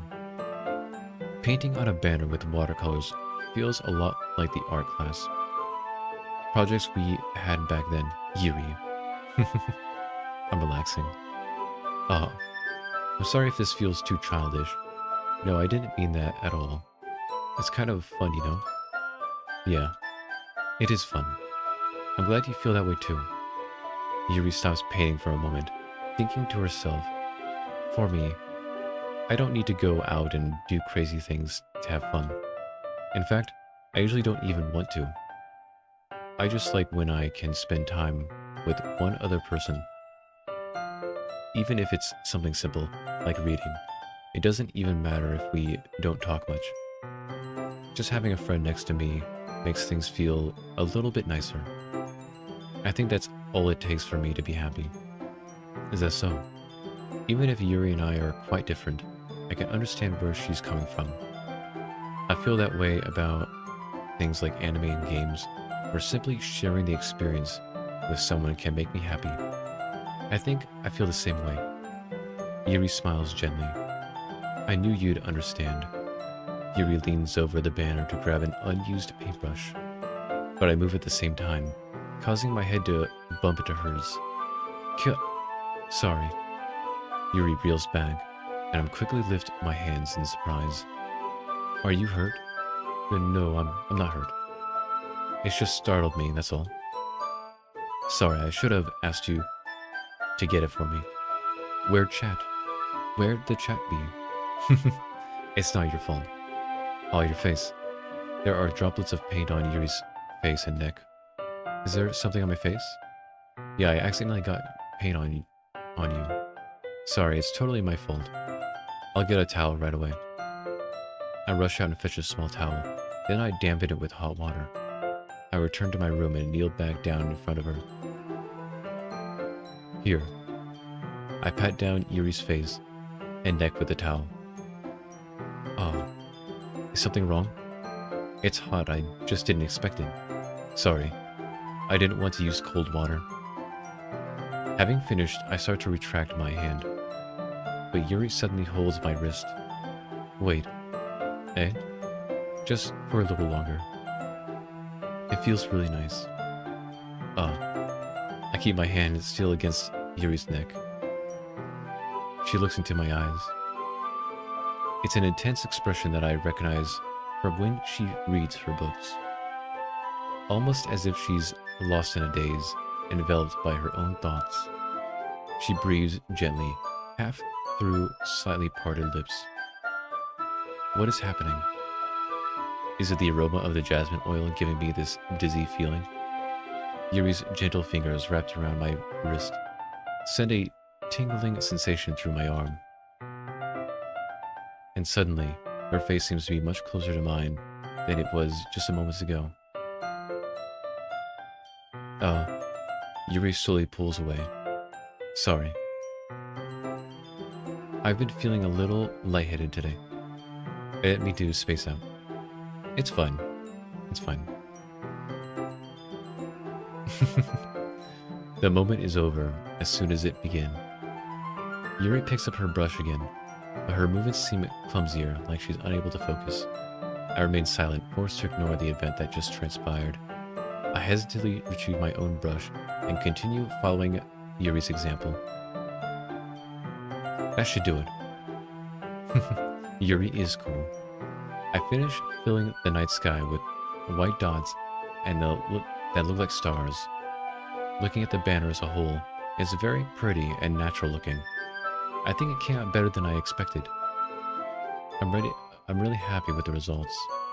Yeah, me too. Are you going to add the lettering now? Oh, not yet. It needs to dry first. That's true, but won't that take a while?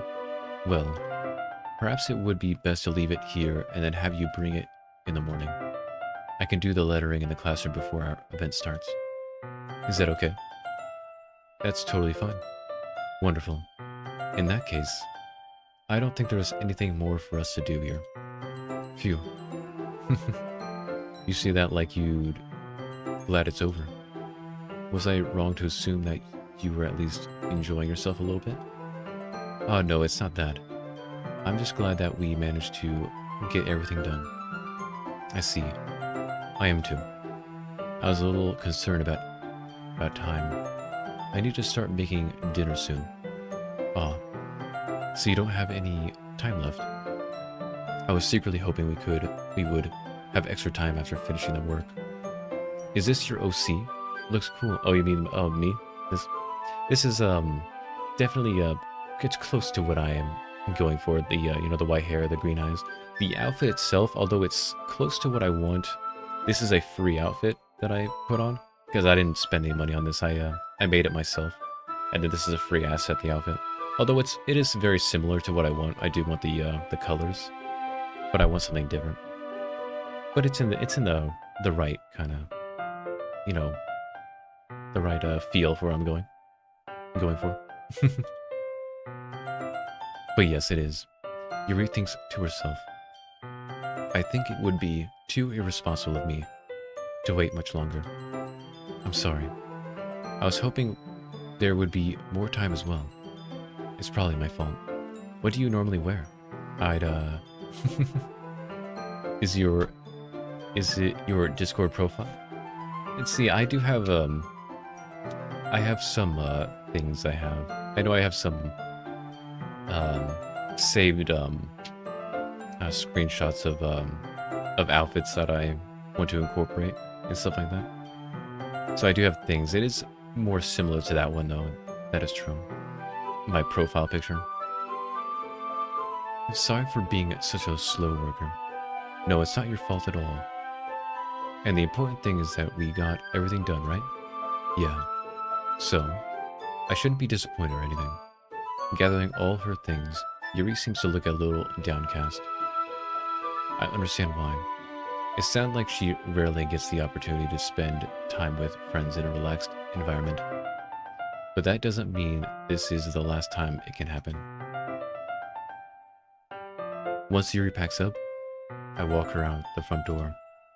Thank you very much for having me today. No problem. I'm glad I was able to help. Just let me know if there's anything else you need me to bring tomorrow. I will. Well then. Yuri fidgets.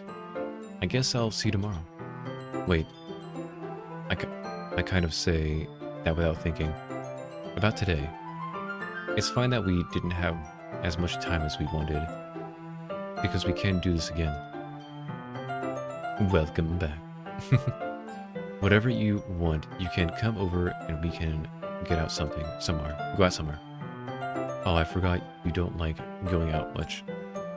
As I stumble over my words, Yuri simply smiles bashfully. Anyway, you know what I'm trying to say, so you're very thoughtful, Varden. Yuri takes a step closer to me, then briefly squeezes my hand. I kind of like that about you. Well, how am I supposed to respond to that? But I don't even get a chance to, as Yuri suddenly pulls back. Shiori. Hi, Varden. Shiori. Just now we weren't. It's okay, Varden. I just stopped by to say hi. Well, it's nice to see you. I'm sorry, but I'm already on my way to leave. Oh, really? That's too bad. I'm sorry. But we'll all be together at the festival tomorrow, so that's fine, right? Of course. Shiori beams. Yeah, so I'll see you tomorrow. Clearly embarrassed, Yuri hurries off. Shiori waves goodbye after her. Shiori, I thought you didn't want to come over today. Well, I tried staying in my room, but my imagination was being really mean to me. So I had to come here and see it for myself. See what? What are you talking about? You know, how much fun you were having with Yuri, and how close you got to her. Shiori is pure for this world. She is too pure. It makes me really happy that you've made such good friends. That all that matters to me. Tears start to fall down Shiori's face. That's all that matters to me. Why am I feeling this way, Varden? I'm supposed to be happy for you. Why does it feel like my heart is splitting in half? It hurts so much. Everything hurts so much. This would be so much better if I could just disappear. Shiori, don't say that. It's true, Varden. If I wasn't here, then you wouldn't have to waste your sympathy on me. You wouldn't have to put up with me being selfish. Monica was right. I should just... Monica? Monica was right about what? Shiori, what I said before is true. I'm not going to let this continue. Caring about you like this isn't the burden your mind is making it out to be.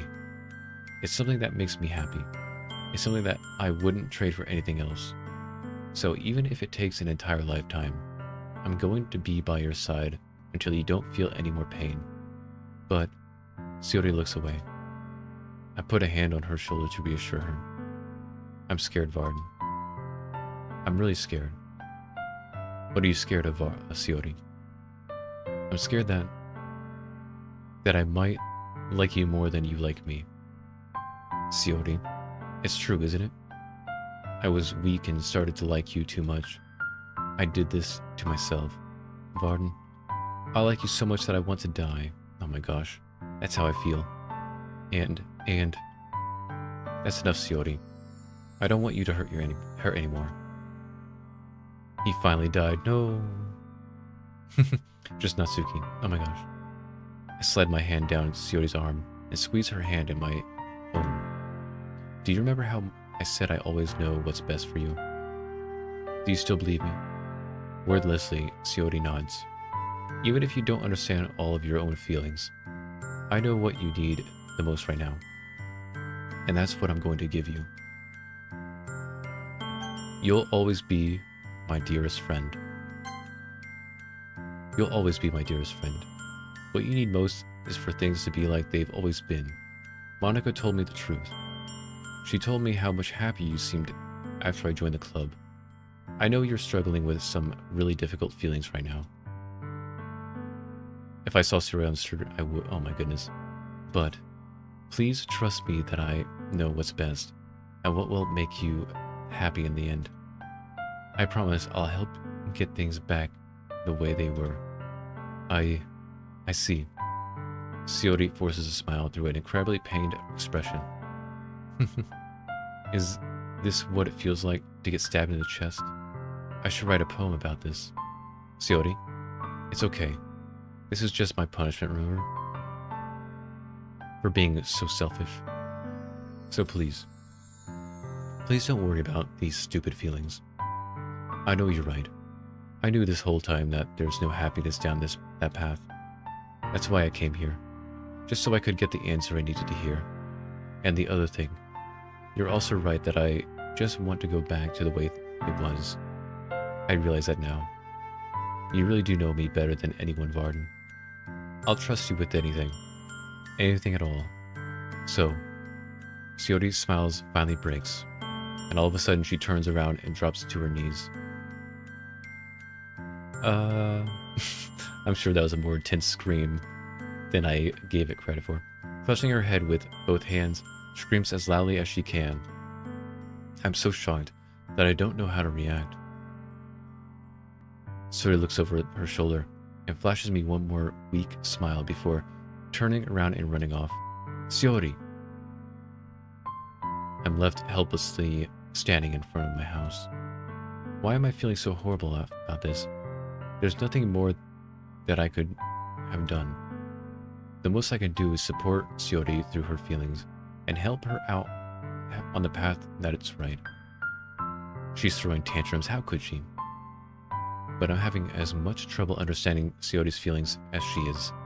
Even though I can comfort her, I keep wondering if I should be doing something more or something different. I know these thoughts will continue to plague me until things are back the way they were. I'm going to give it everything I've got. Shiori will always be my dearest friend. And I'll do whatever it takes to put a smile on her face every day. And that is where we will stop. The reason is because if I continue, it will lock me out of getting the other playthroughs. I'm gonna save it, even though it's not necessary to save this, because the point of this series I'm doing is to get the good ending, and in order to do that, I have to have the events for each girl. So I just did Yuri, and now I need to do. Natsuki and also Sayori. But for now, came out of my man's backpacks. Oh my goodness. But that should be it for today, I think. Hoity. But it will also be a lot faster next time because we won't read everything. We'll just read the parts that that are new. So like the conversations with the girls, if you're going for them and things like that. We'll read those, the events and things like that. But then we'll skip everything else. That way it's faster. Hey, I like to live. Yes, do live.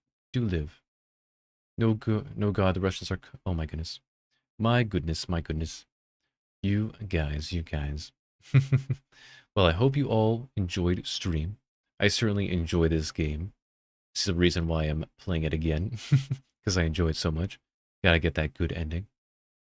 But yes, I hope you all have a great day. And I will see you all next time. Goodbye.